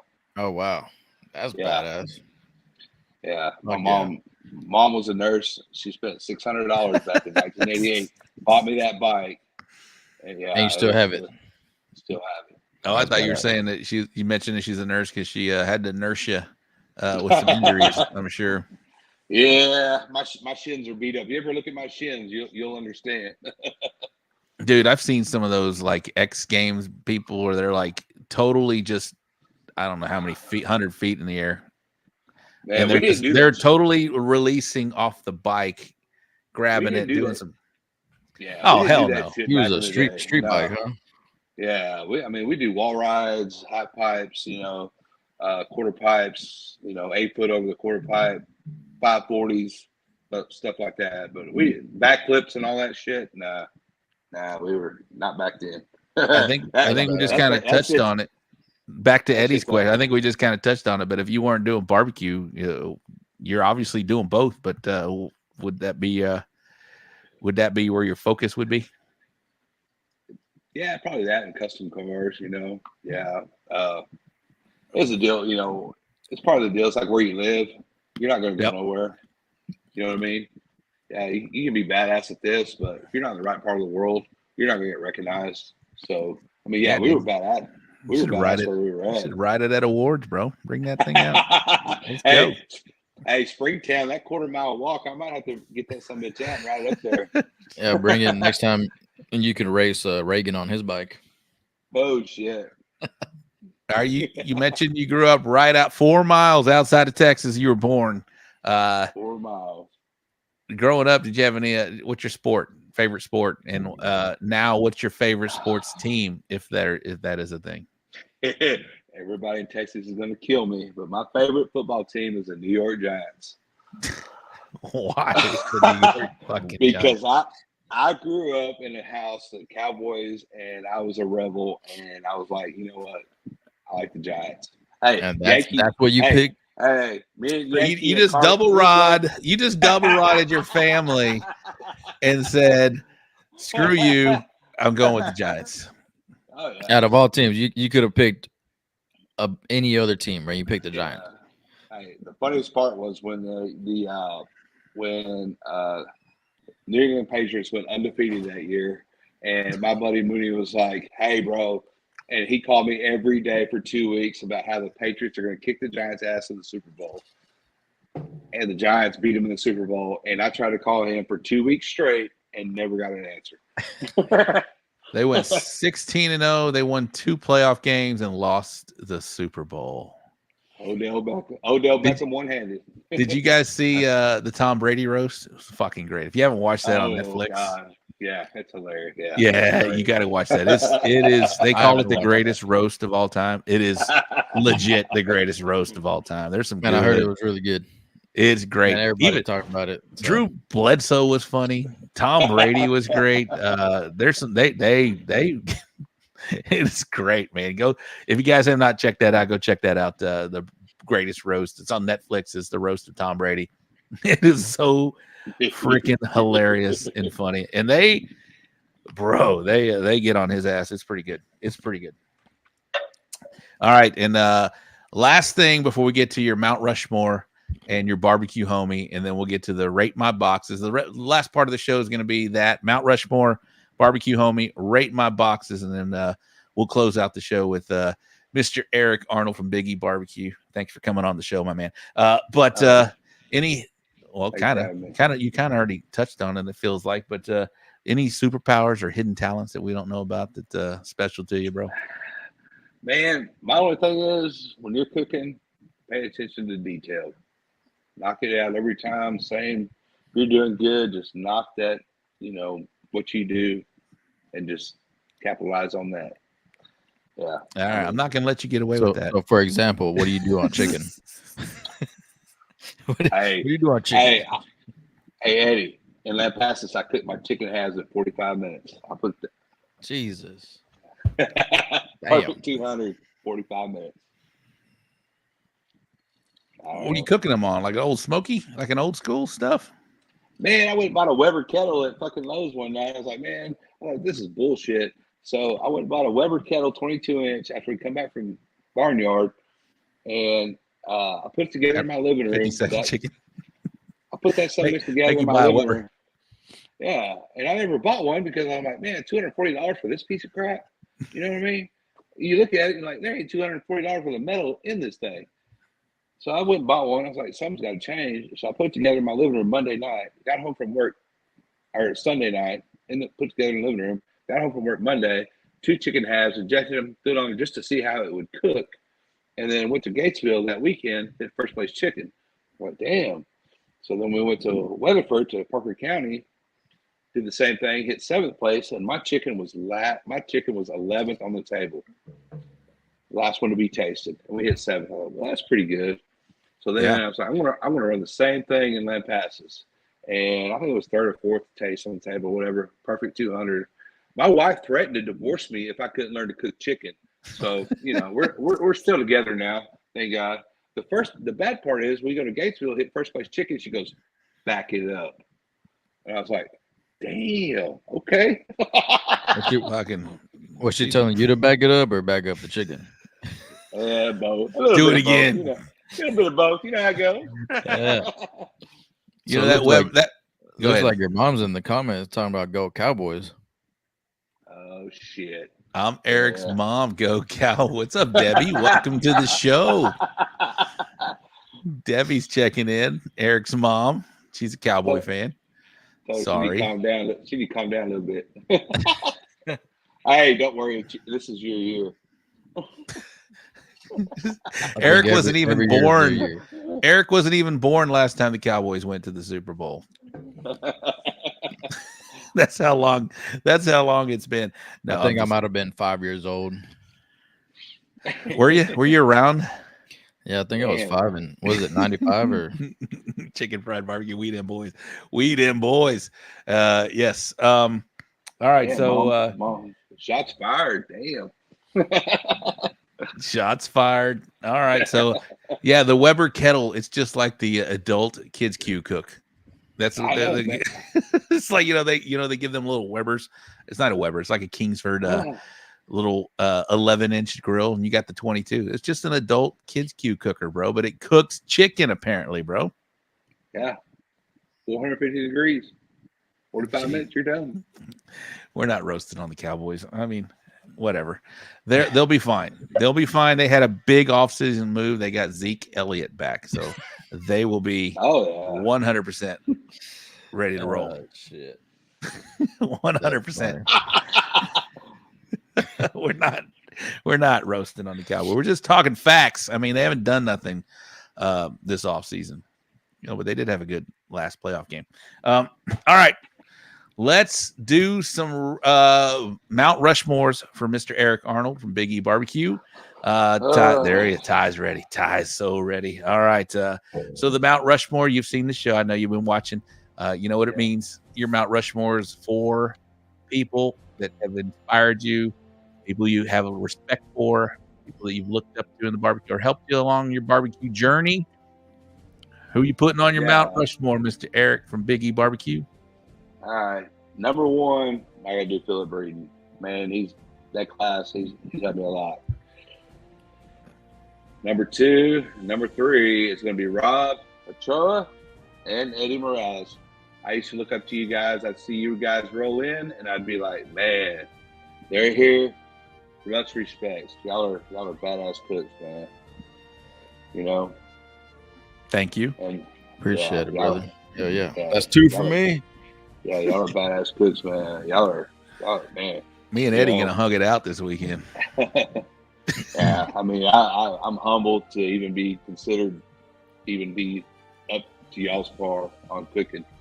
And like I say, my last one was probably my stepdad Phil that got me into this crap when I was 9 years old, making the mixed drinks. You know what I mean? Yeah. 9-year-old bartender. Yeah, I mean, he was a rodeo clown and a bear bronc rider. Did 3 tours in Vietnam. Yeah. Wow, hero. Yeah, he was. Yeah, he was a hell of a guy. All right, there he is, right there. Big E's Mount Rushmore. Phil Breeden, Robert Rocha, Eddy Morales, and your stepfather. What's his name? 3/4 liquor, 1/4.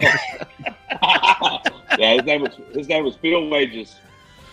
What about your gift shop? You get one in the gift shop. That's my favorite. In my gift shop, I can do 2. I'll let you do 2. Screw it. 2 in the gift shop. I got 2. I got my buddy JD Ewing that first wanted me to go cook at the cook-off at the South 40. He's like, hey, man, I got a cook-off. I need you to cook in. All right, we're good. And then my other buddy, Jack Stanley, man, he's my bro. He's the one that we entered a cook-off one time. We didn't have a pit. He goes out and buys a pit. Like, here you go. I'm like, okay. Oh, shit. I guess we're doing this. So, yeah, my buddy Jack Stanley, he's been by my side this whole trip. That's awesome. That's badass. Yeah, we put 2. We put 2 in the gift shop today, Brian, which is cool. JD Ewing, Jack Stanley. JD is a good guy, says Doodle Q. All right, Doodle Q knows him. All right. Yeah. That's awesome. All right, so now the one that kind of ruffles little feathers sometimes. Talking about the barbecue homie, somebody that you want to set up next to that's in the barbecue community, not people on your team, but just maybe somebody that you respect and you compete against that you want to hang out with. Man, Stephen White and Charles Tant. Nope, one. You got to pick one. One. All right, Stephen White. Charles Tant. You put Charles Tant in the gift shop, in the barbecue homie gift shop. Barbecue homie gift shop. I know Charles, but yeah, he's a good guy. Stephen White with meat shot. Yeah, meat shots. Yeah. Meat shots. Yeah. Good guys. No Diddy. Yeah. Cinnabon is better. Why do you like hanging out with Stephen White and Meat Shots? Man, those guys are cool. His brother Wes. I mean, man, we sit there and talk back and forth about things. He won't listen to me. I try to tell him what he's fucking up, but he does his own thing. That's cool. I like it, but yeah, bro, let him keep doing his own thing. We need him like that. You don't need another Big E. Yeah, exactly. You got to respect that, though. Hey, he's doing what we had talked about earlier. Do your own thing. Yeah, figure it out. Figure out what works and doesn't, and then maybe he'll do something later. But we talked about that. That's what you have to do. But hey, you're trying to help him. I love him to death, man. I got a small circle, And hey, Eddie, I want to say something about you. Hanging out that Friday night in Lampasas. I never really met you before, but hanging out that night, man, that was great, dude. Man, that was badass. Yeah, that was fun. Enjoyed hanging out with you and Josh and Reagan. Reagan about had me fucked up, but no, it was a good time. Yeah, that was. I'm really humble when it comes to guys like y'all. I never considered myself being on that level. I'm trying, but yeah, I really. You're there, bro. You're there, and yeah, dude, you're doing a great job. Like I told you that night, remember? Yeah, I appreciate it. It was great hanging out with you, man. And you cooked all that food and brought it over. That was badass. I was walking back. It's like 10:30, and he's lighting up the drum. I'm like, man, what's going on over here? And then he brings over a tray with tortillas and sausage and salt. I mean, just man, it was great. Appreciate it. Yeah, no problem, bro. Anytime. They're talking about Reagan from La Pasadena. I bet he's got a scratch marks in his trailer wall of people that he's fucked up. You kill. You just add another one. You're the latest scratch mark on the wall. I'm on there, bro. I'm on that wall. He's fucked me up quite a bit before. Yeah. Yep. Yeah. That was a late night for me, man. So y'all ready for a Big E shot? Yeah, tell me about this Big E shot, bro. All right, you got this Big E shake. You got your Jack Apple. You got your bomber glass. Pour your Jack Apple in the middle, and then you got to use Monster Paradise around the out of the rim. Tastes like an apple Jolly Rancher. Cheers, brothers. Cheers, bro. Cheers. And it does, man. We had he brought those over after we did the 922 shot. He brought over a couple shots of those, man. They were good. It's an easy shot, Real good. These are fantastic. It sounds great, man. They're fucking. I'm all about it. Next time I see you, I'm gonna get one of them. Dangerous if you have a few of them, and they taste so good. You don't know. All right, well, I feel like we're right on schedule, guys. Right on time here. Y'all ready to do some rate my boxes? Hell yeah! As long as they ain't my box. He said, hell yeah. The Gooder Gang, as y'all seen, we are all just here to help and support and encourage and help, right? And improve our box numbers, man. Let me blow up my screen so I don't miss anything. We've heard from event reps and head judges all over the state that the boxes have improved since we started doing this segment way back in last year, maybe 22. Fuck, I don't know how long we've been doing this. I need to think about that.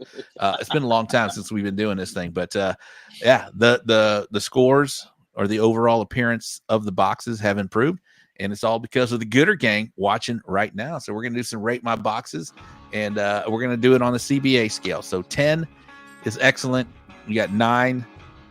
Eddie, what is 9? 9 is very good. 9 is yes, very good. 8 is fair. Fair. And then 7 is poor. 7 is personal. 7s are personal. I think 7, 8, you need to explain yourself. Yeah, 8 and 7. If you're going to give it an 8 or a 7, you got to explain yourself, please. All right, so Ty's going to put a box up there for about 10 seconds, and we're going to look at it.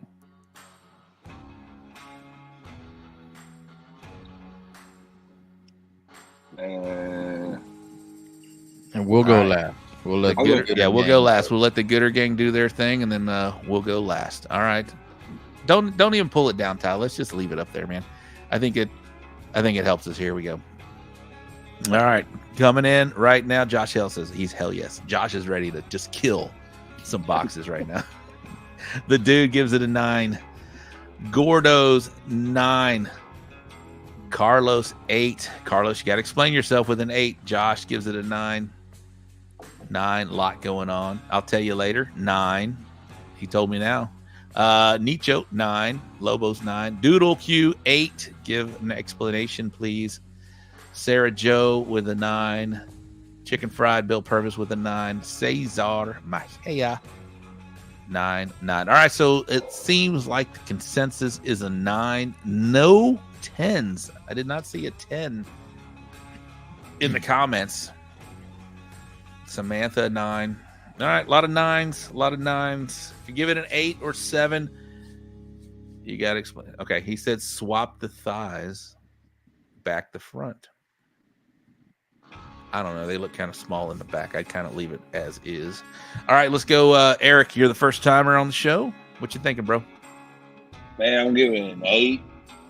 Guys were a little off size. That right there in the middle, man, that's killing me. If you're going to do that, just lay them all symmetrical where they're the same. All right. Eddie? I think he froze, but I'm going to go, man, I think I'm going to go 8 just because it seems to me, and I might be wrong, it might be the angle, but it seems like all the rub washed off of the wings. And that's the first thing that catches my eye is that second wing. It's like all that pepper on top, and then everything's gone after that. And that's some bitch sticking up in the back, man. It looks like a fuck you.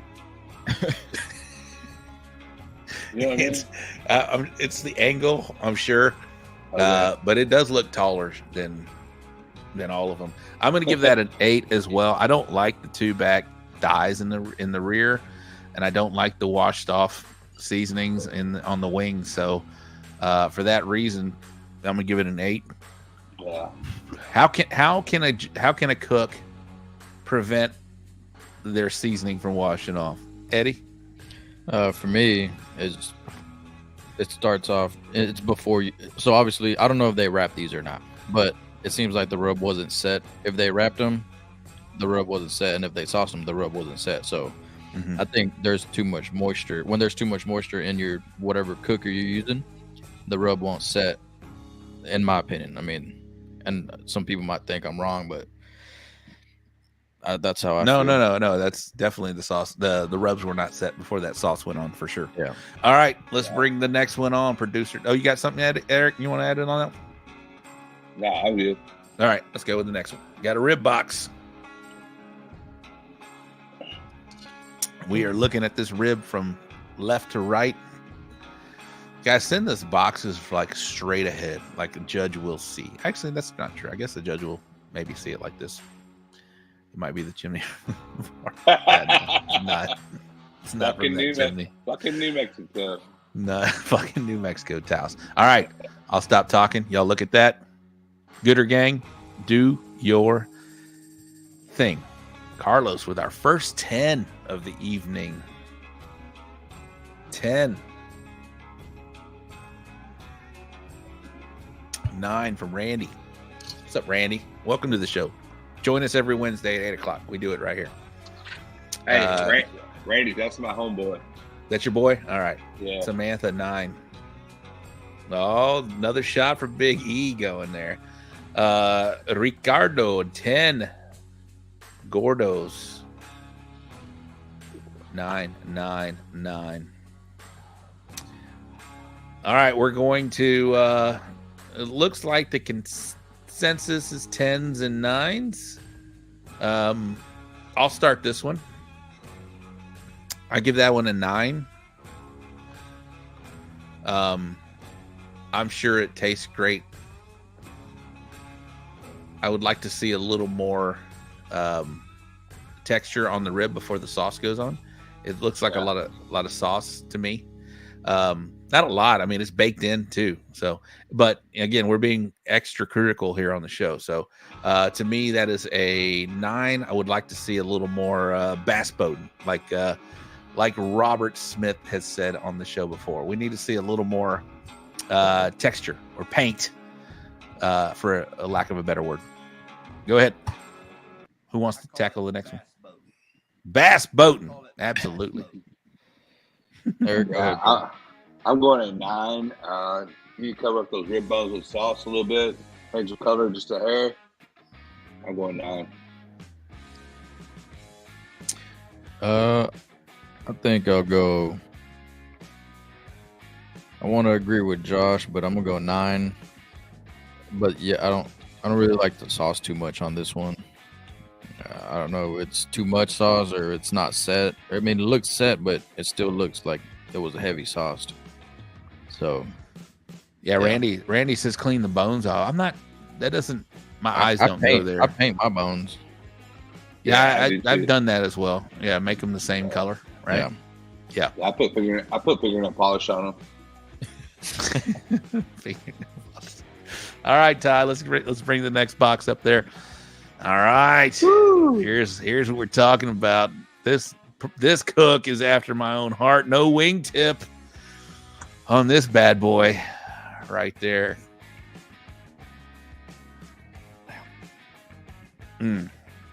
Okay. Top row is jacked. 5 different looking ribs. Sauce all wrong. Okay. All right. Here we go. There's no half points, Cesar. 10, 9.5. 10, 10, 10, 10.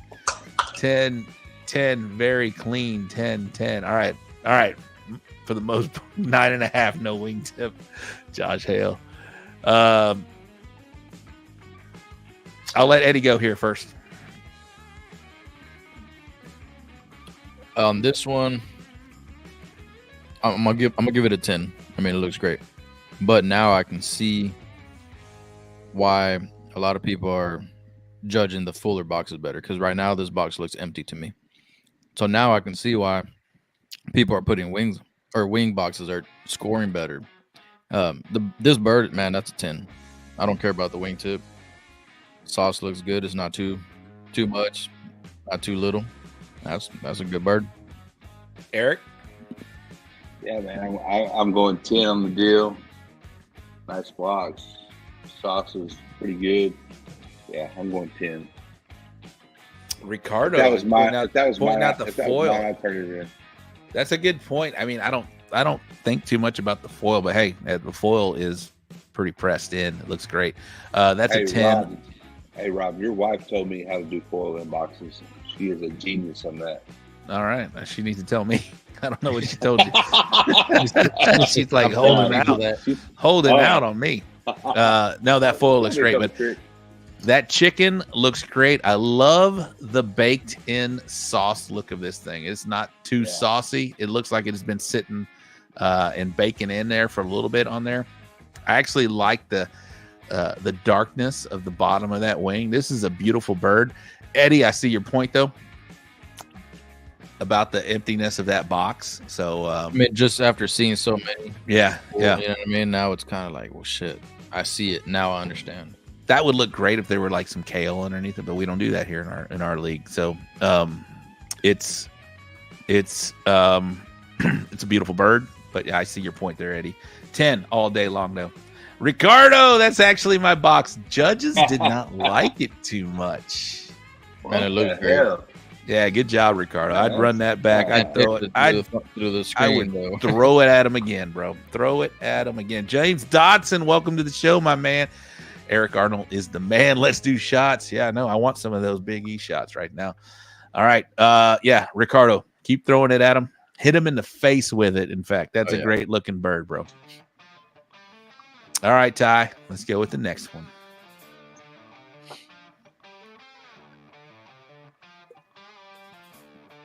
Obviously, we got a brisket box here. First brisket box of the night.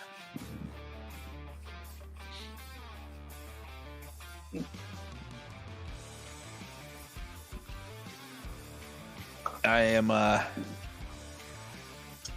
Josh is talking about that chicken. So, Gooder Gang, put some comments in there. Let's go. Brisket. Here we go. Here we go. James is new tonight. Not new to the show, but eights need explanations, please, sir. Carlos, there. That's how you do it right there. 8, too thick and uneven slices. Okay. Man, a lot of 8s. I'm gonna go a little Gringo 9. Looks a little splotchy.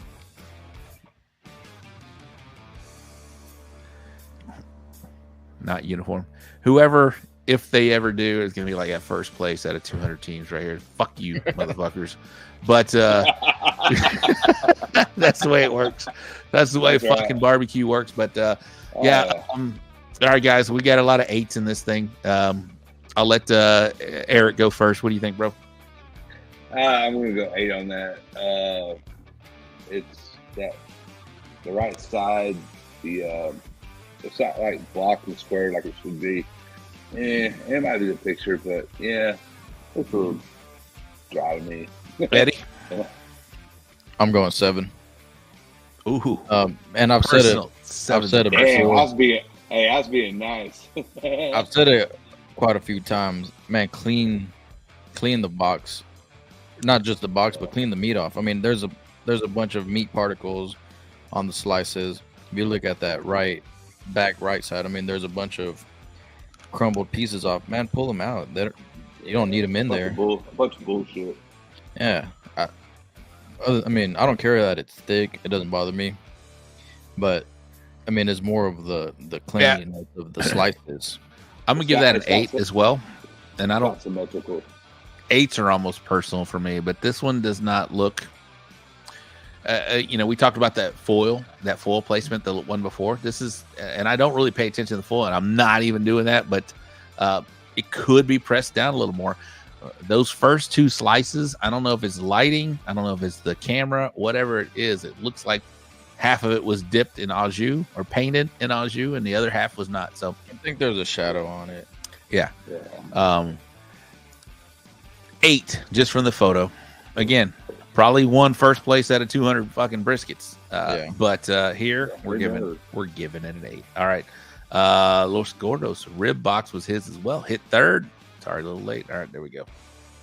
Probably first place. Yes. All right, let's go to the next box. Here we go. Oh, there it is. That was 4th place brisket at Bob Wells Days. There you go. Congratulations. It probably tastes really good. It had to have tasted very. Lucky I wasn't there. They probably took a bite of that and said, "Holy shit, that's so good!" All right, Lucky I wasn't there.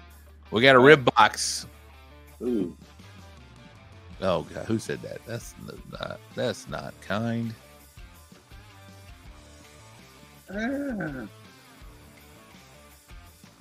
So we got 8. 1, 2, 3, 4.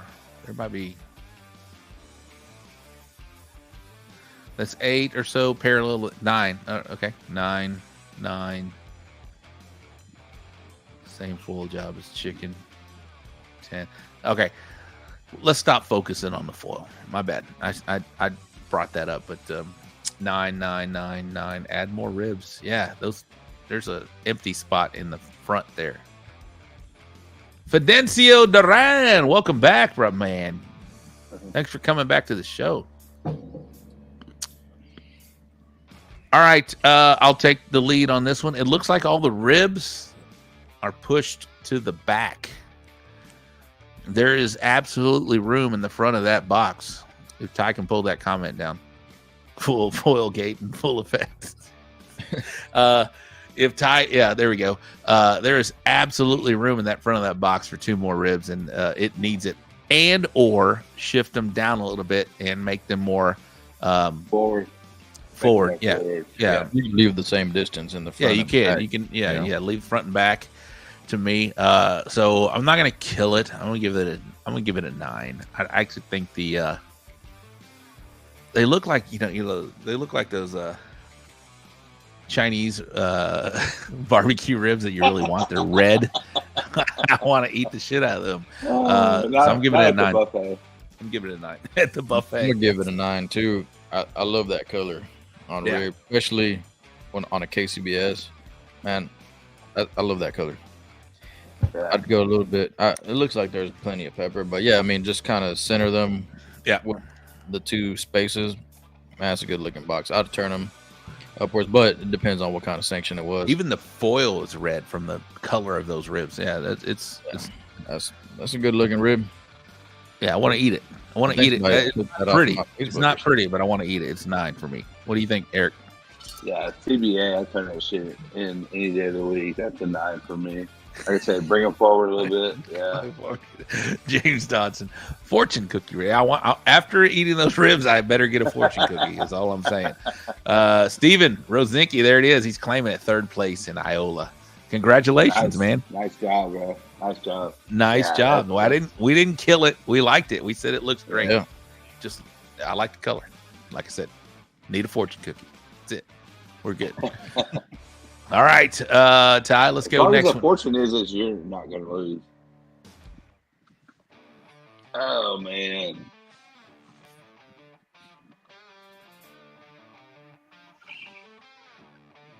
Not terrible.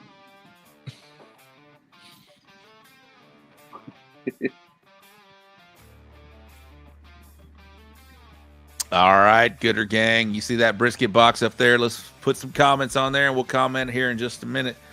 Fidencio out the door with an 8. You got to explain 8s. You got to explain 8s, Fidencio. Nicho 9. James 9. The Dude Barbecue with an 8.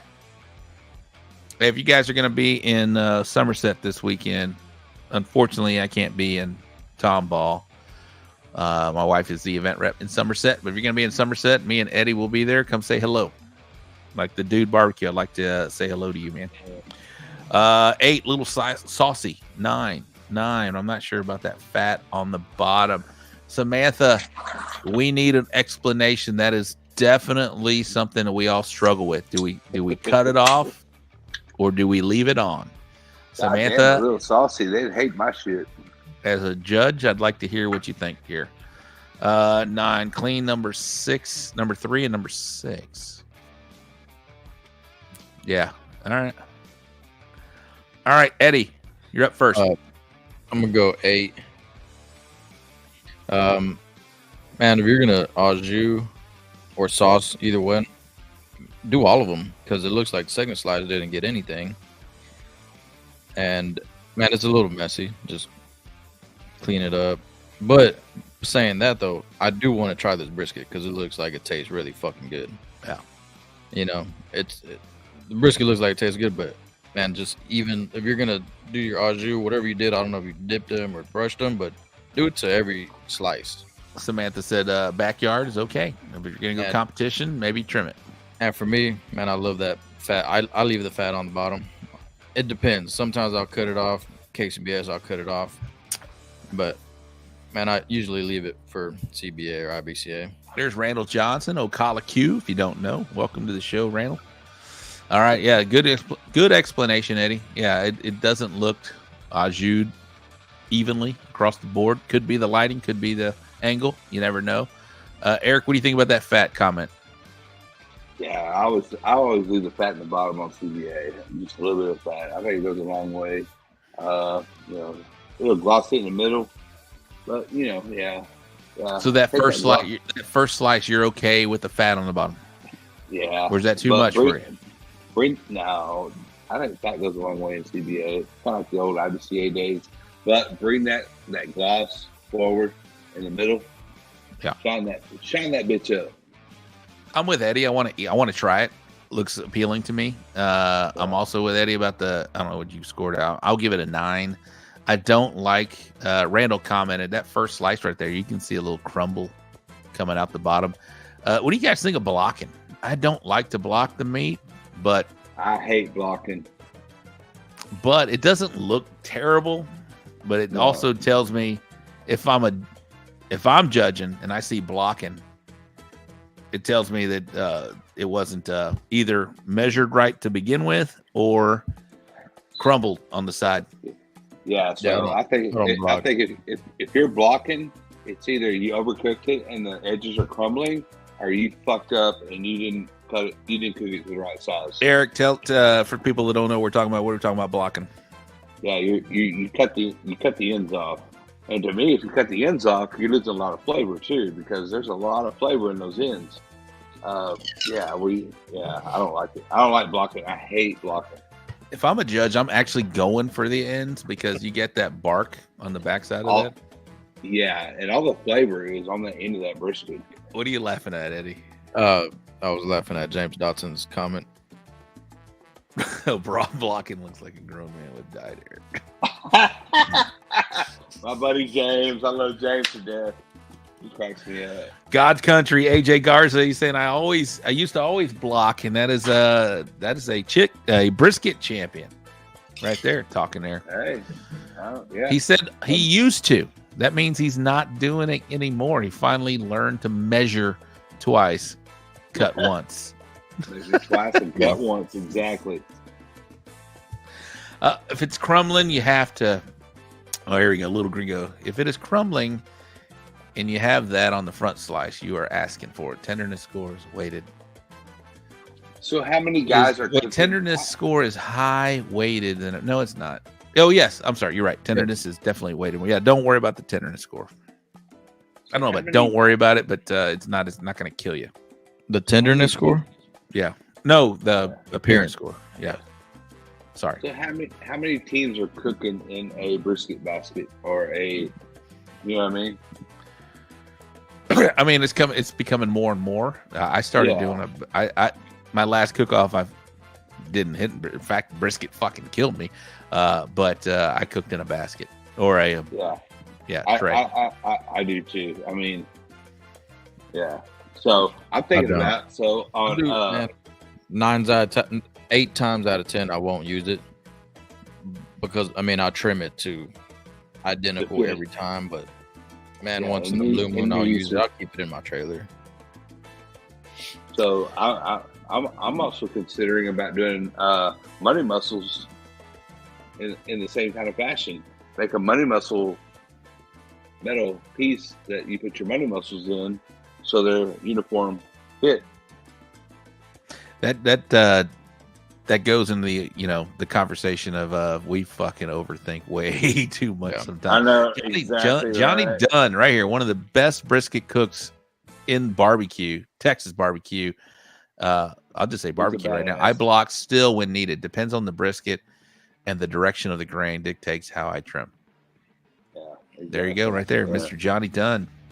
Yeah, he's a badass cook for sure. Lots of respect for him. I do money mussels in a muffin pan. All right, cool. James Dodson checking in. All right, Ty, how many more we got, bub? 3 more. Perfect. All right, 3 more. All right, this is a KCBS box, obviously, but we are going to judge it on the same scale, 10 through 7.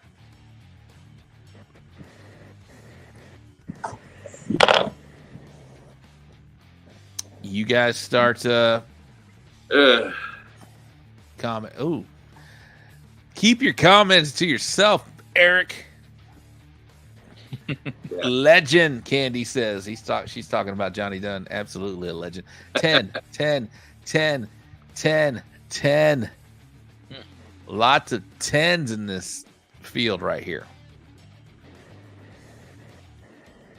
Where are these people whenever I turn in my food?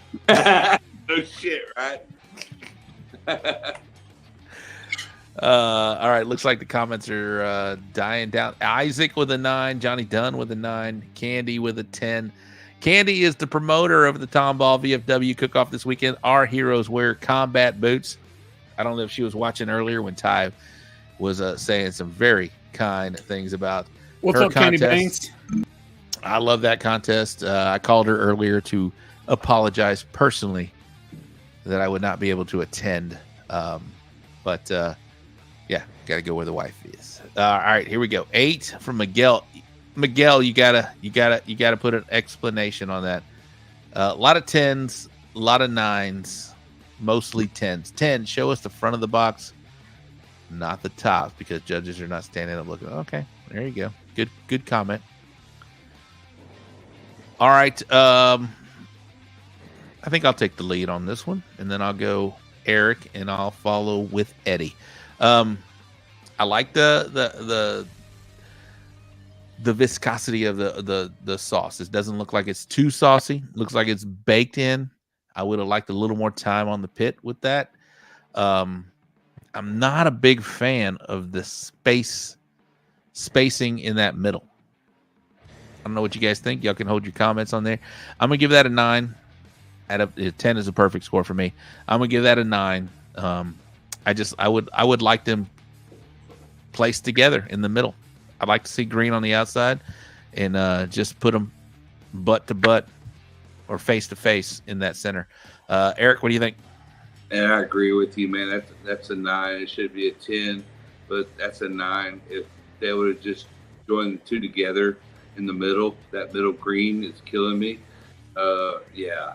Other than that, man, that's a great box. I'm going 9. Johnny says the same thing. Uniform pieces just too far apart. Yeah, I'm going 8. 8. Yeah. I mean, being a KCBS box, man, that kill is kind of. Hold on, we're scaling it. So 8 is the third best. It's still 8 for me. Oh, okay. Yeah, not the uniformity and the spacing. I want them kind of all in the center. James, 8. The separation is more than exit miles on my Dodge graduation. I mean, the sauce looks good. I don't mind that. They're uneven. The kale's over the rim of the box on that back right corner. I think the actually trim job is great, man. It looks uniform. There's could be a little cleaner, but to me it's not gonna be enough to ding the uniformity. I just don't like that space, so that's why I gave it a 9. Well, I judge the garnish, sir. Do we think halves are superior to thighs? We're talking CBA, obviously, right? Do we think halves are superior to thighs? I don't know who's leading chicken right now. I don't know. What does that guy cook? I sent Ty 2 boxes that got sent to me last week that didn't make it, but okay. He hadn't seen my messages. Maybe Ty will check that out. If you guys are good, we'll go. I was talking to my boy Brian. Like, you've been going like 2.5 hours. I was like, well, people are still interested. So let's see what we got here. Who is leading chicken right now? That is Fat Cat Barbecue. That is Gonzalez Family Barbecue, and that is Smoking and Toasting. I don't know if Rainey's still watching. I don't know if Fat Cap is watching. I think Cesar Mejia is still watching. So his question was, do we think halves? Eric, I don't know if you saw the question. Do we think halves are superior to thighs right now? Chicken Fried is 4th right now overall, and he says he doesn't. Chicken Fried is cooking thighs and wings. Chicken thighed. I don't know. I talked to Bill. He's like, "Hey man, you're not cooking thighs." I'm like, "Dude, I home," and I'm like, so what the fuck do I know? I just throw, I cook chicken halves, and now we're doing pretty good. So it's going to be hard for me to stray away from that. Yeah, I'm pretty stubborn, man. I've said it on the show. I'm pretty stubborn. I will run it until the wheels fall off or I get hit in the head and say change. So, all right, let's go. Team Wingtip is all he knows. All right. Team Wingtip is leading or 3rd overall. Wingtips now because of this show. There you go. All right. I'm sure they cleaned the top of that box before they turned it in. After this picture, that's what they're gonna say. It's not my box. I'm doing lollipops from now on. Hey, that'll work. I love James. What is superior, drums or thighs? That's another good question. Yes, Josh Hale, it's drums. All right, here we go. 10. Yeah, that's a good looking box in my opinion. So I will just comment right off the bat. 9, Miguel. Let's just assume they clean that top of that box and that front of that box. Eddie, go for it. I'm gonna say 7 because the Camel Crush in the back. Nah, it's a 10 for me. It's a 10. Look at that. They must have got a lesson on on foil from Miss Diana Rocha that I have not gotten, because that looks pretty good, by the way. Really? We're talking foil. She showed me in Waco how to do a foil box. She needs to show me here in the house. Figure that shit out. I'll go 10. That's a 10 all day long for me. Eric, what do you think? That's a badass box. It's a 10. If they had Big E rub on it, it'd be a super 10. But is there a Big E rub? Oh yeah, y'all don't know about that? Oh, wait a minute. What the fuck, bro? We've been holding out on us.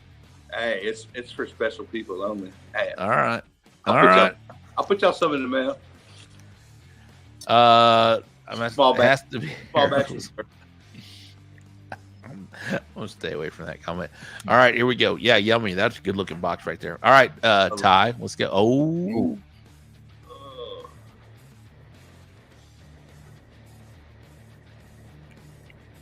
There's some big. What did Eric say earlier? Those some big toenails. I wasn't gonna say it time, but that motherfucker needs a pedicure. James Dodson, Biggie Rub, first place ribs this week in Fort Worth. Okay, all right, all right. We have been. What's up, brother? What's up, Sean Trainer? That's bottoms up cookers right there. Another 10. I'll show you how to full Rob. Thank you, Ricardo. Please, are you going to be in Somerset, Ricardo? I might need a lesson. Gordo's torta. 9. The toenails are definitely pain. Good looking box. All right. Yep. Toenails too long. There's some big ass toenails, by the way. I'm just saying. I didn't mean to start nothing. I'm sorry. I like it. I like it. 10. All right. Let's go, Eric. What you think of that rib box, bro? Man, it's pretty nice. It needs a pedicure.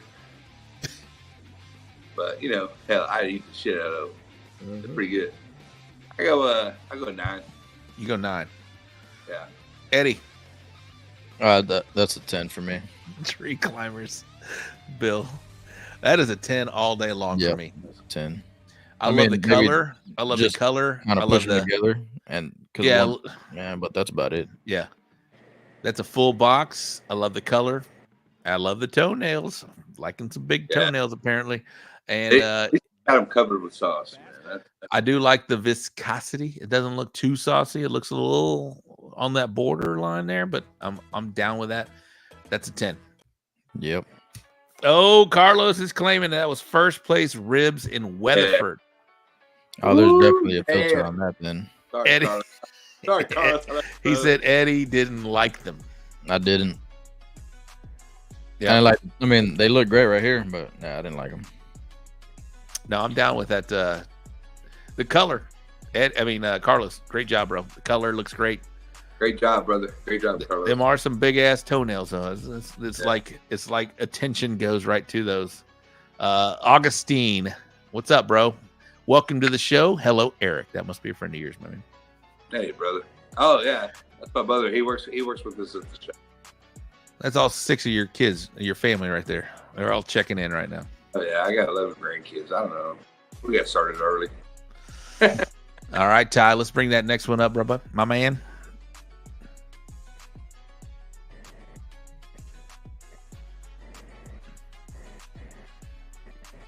We'll let the Gooder gang do their thing.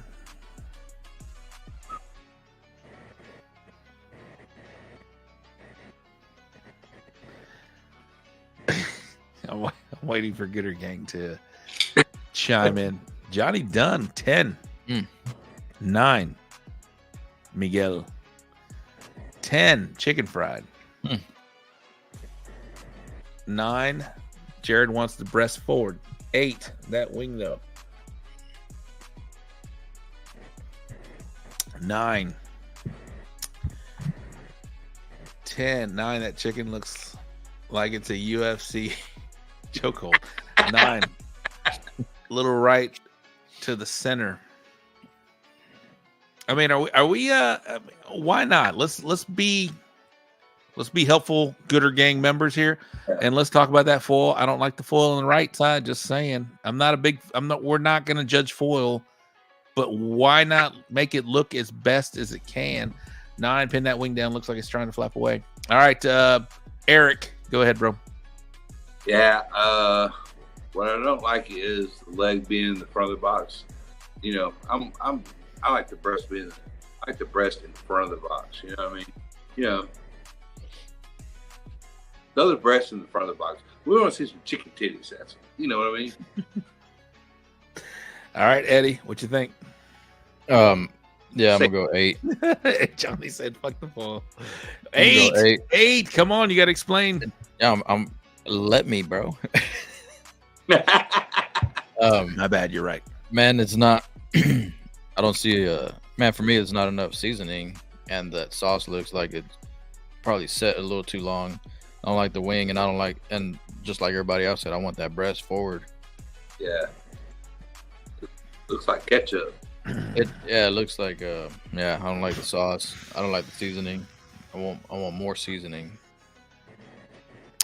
All right, I'm gonna go 8. This bird looks like I surprised it, taking a picture of it, and it didn't want to have a picture taken of itself and hiding its face. I mean, it's like, no, don't take a picture of me right now. I don't like Eddie mentioned, I don't see a bunch of seasoning on there as well. I do like the sauce viscosity. I do like that it's baked in a little bit of there, and it looks like it's turned to sideways, like the comments of the Gooder Gang are saying. I want it breast forward, and obviously, you know, that wingtip is covering up too much of the good stuff, man. Of the good stuff. Yeah, I'm gonna give that. That's my score. I mean, even without a wingtip, that still would have been an 8. And Serge says looks underdone. What the fuck you know? You didn't even cut into it. But anyway. It's hard. Yeah, I know it's hard to say that, but hey, that's a parent score though. All right. Yeah, you're right. Yeah, the paparazzi guy is like, no, don't take a pic. No. I'm out. Don't take a picture of me right now. All right. Ty, we got more. No, that's it. We showed 13 pictures today, so damn. I didn't get to you. I'm sorry, but we showed 13. Yeah, if we didn't get to you, sorry. We'll be back next week at Wednesday night at 8:00. All right, Biggie Barbecue, Eric Arnold, thank you so much for coming on the show, man. It's been a long time coming. You've been killing it, bro, and I appreciate you doing this, man. I love introducing people that are first timers to the show that have you've paid your dues, man. You said you've been doing this since 2013. It's a pleasure to get to meet you, man. Hey, I thank you so much for being on the show, man. I love it. I look up to you guys, man. Like I said, we've been, you know, and it's kind of a running joke in our family because we've hit like 3 reserve grands in a row, and my family calls me number 2. And it's hilarious. I'm like, fuck. So, but anyway, man, I appreciate it. Appreciate being on the show, man. Like I say, I'm humble cooking against you guys. I love every minute of it. Man, it's a great time when I see y'all at the cook-offs, showing up and talking to you guys. I love it, man. Eric, hey, man, thanks for putting us on your barbecue Mount Rushmore. It means a lot to me. I'm sure it does to Eddie as well. I'll let him speak in just a minute. But, hey, before we let you get out of here, let's give some shout-outs to people that help support you, man. Anybody you want to give some special love to? I don't know. Shit, really, I don't know. I mean, I pretty much do it on my own. I want to put out a special thank you to my wife, Sandy. She helps me every weekend when we go to cook-offs. She's my favorite dishwasher. She's a hell of a dishwasher. She'll keep them dishes clean as fuck. And if it wasn't for her, I wouldn't be where I'm at. Happy Mother's Day. Yeah, happy Mother's Day. Yeah, she's a hell of a while. I love her. We've been together a long time. Special thanks to you guys for having me on the show. And I look up to you guys like y'all. You know, man, I'm humble. I don't consider myself on that level of cooks. You're there, bro. Consider yourself. That's important. Go into a contest feeling like you're the one to beat. I appreciate that, man. Yeah, I mean, I love it. It's finally, I'm finally there. You know what I mean? Yep. And to the guys that are trying to get there, man, just keep kicking ass, keep doing what you're doing, just keep on doing things, man. You'll get there. You'll get there. It took me a long time to get there. You know what I mean? It don't happen overnight. Nope. This shit don't happen overnight, man. Just do what you're doing, and build on every little thing. Just keep on going. And that's what I got to say. And a special shout out to the high school barbecue teams that are kicking ass right now, man. Oh man, y'all are doing great. Kick ass. We'll see y'all in a few years. Y'all will probably be kicking our ass here in a few years. Absolutely.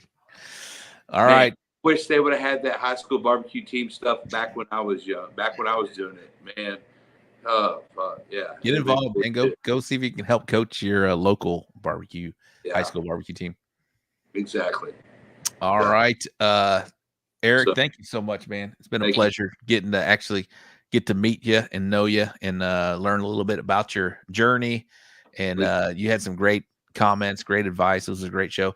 And I'm definitely going to hook up with you for one of them Big E shots next time I see you at a contest. Yeah. Yeah. And I'll drop some Big E rub off on you too. You. Apparently that's a if you know type thing, apparently. If you know, you know. Oh yeah, man, appreciate it. Thanks for being on the show, and man, thanks for the Mount Rushmore, bro. That's awesome. Thank you guys. I love you guys. Hey, we're gonna wrap this up. You're doing a great job, Ty's gonna drop you down, and but don't leave. We'll hang out just for a minute before we get out of here. Sounds good. All right. There he was, Eric Arnold, Big E Barbecue, killing it, my man. He's killing it. So. Caleb Warden's in the house. He's going to be in Leslie, Michigan. Good luck, Caleb. Hope you do well out there. Eddie, what'd you think about that, man? I love having you on the show with some extra insight and commenting. That was good. It's getting good. I think so. You're doing. But man, that was good. That was a good show. It's good hearing from him, and BMXer, builds cars, barbecues. Pretty cool. Ty, get in here, Ty. Fucking bad. I mean, it was cool hanging out with him. Like he said, man, we polished off a big about a half a bottle of tequila with Reagan, and man, it was good. It was fun. Great guy. You just know Ty's got that. Reagan's got those scratch marks in his trailer about the guys he's fucked up. Absolutely. It's like on a helmet like you see in the military. He's like, all right, I fucked that guy up. Scratch. Yep. I'm on that list for certain. He's no case on. Looks like we got differing opinions here. Warden said he's no case on, and then James Dotson said Eddie is better than Case. I said it. God, for Case is catching strays and catching love here all at the same time. I am not. Case always closes the show, though. He always will close the show. Ty, what'd you think about that meeting Mr. Eric Arnold? Yeah, I mean, it's always cool to see people come from a different perspective. I mean, he's obviously he doesn't have as big as the confidence because he doesn't think he's there, but he's actually doing real great. So I mean, at some point it'll get to the point where it'll be like, yeah, I know I'm the shit, and it'll keep going. But I love hearing his story. Very humble, family oriented, obviously, and I love that he's from New Mexico because I love New Mexico. My son was born in New Mexico, so I'm like an honoree New Mexico. There you go. We got some good comments from the guys. Doodle Q, solid shows. Serge, great show. Sam, awesome show. All right, I don't want to just keep tooting our horn, but there's some good comments right here. Ty, we have a Texas Chrome Heroes Foundation cap for you, man. Going to be in Tomball. I'm going to be at Tomball on Thursday and Friday, but I will not be able to be there on Saturday due to I have to go to San Marcos. All right. Anything we need to add before we close out this show? No, I feel good. Eddie, do we have a guest lined up next week? Is that confirmed? No, okay. Not yet. I got two guys, but all right. Yeah. No, nothing. One of them's probably a for sure. No, they're good though.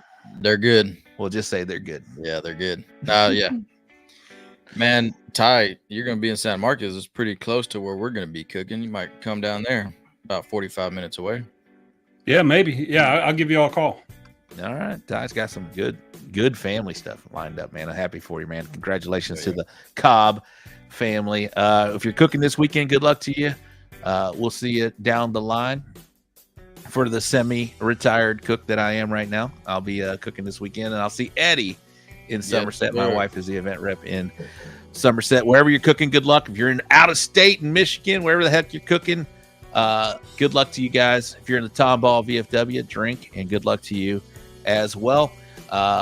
Eddie, any closing comments before we get out of here? Man, thanks for everybody watching, and we're going to keep getting better and better. All right. For producer Ty, thank you very much. For our guest, Eric Arnold, thank you very much. And our co-host tonight, Mr. Eddy Morales from the Pitfather. My name is Rob Rocha. Thank you for tuning in to the So Smoking Gooder Show. We'll see you next week at Wednesday. And, of course, we'll close it all out with Mr. K's Hong. Good night to all of you wonderful people in Barbecue Nation.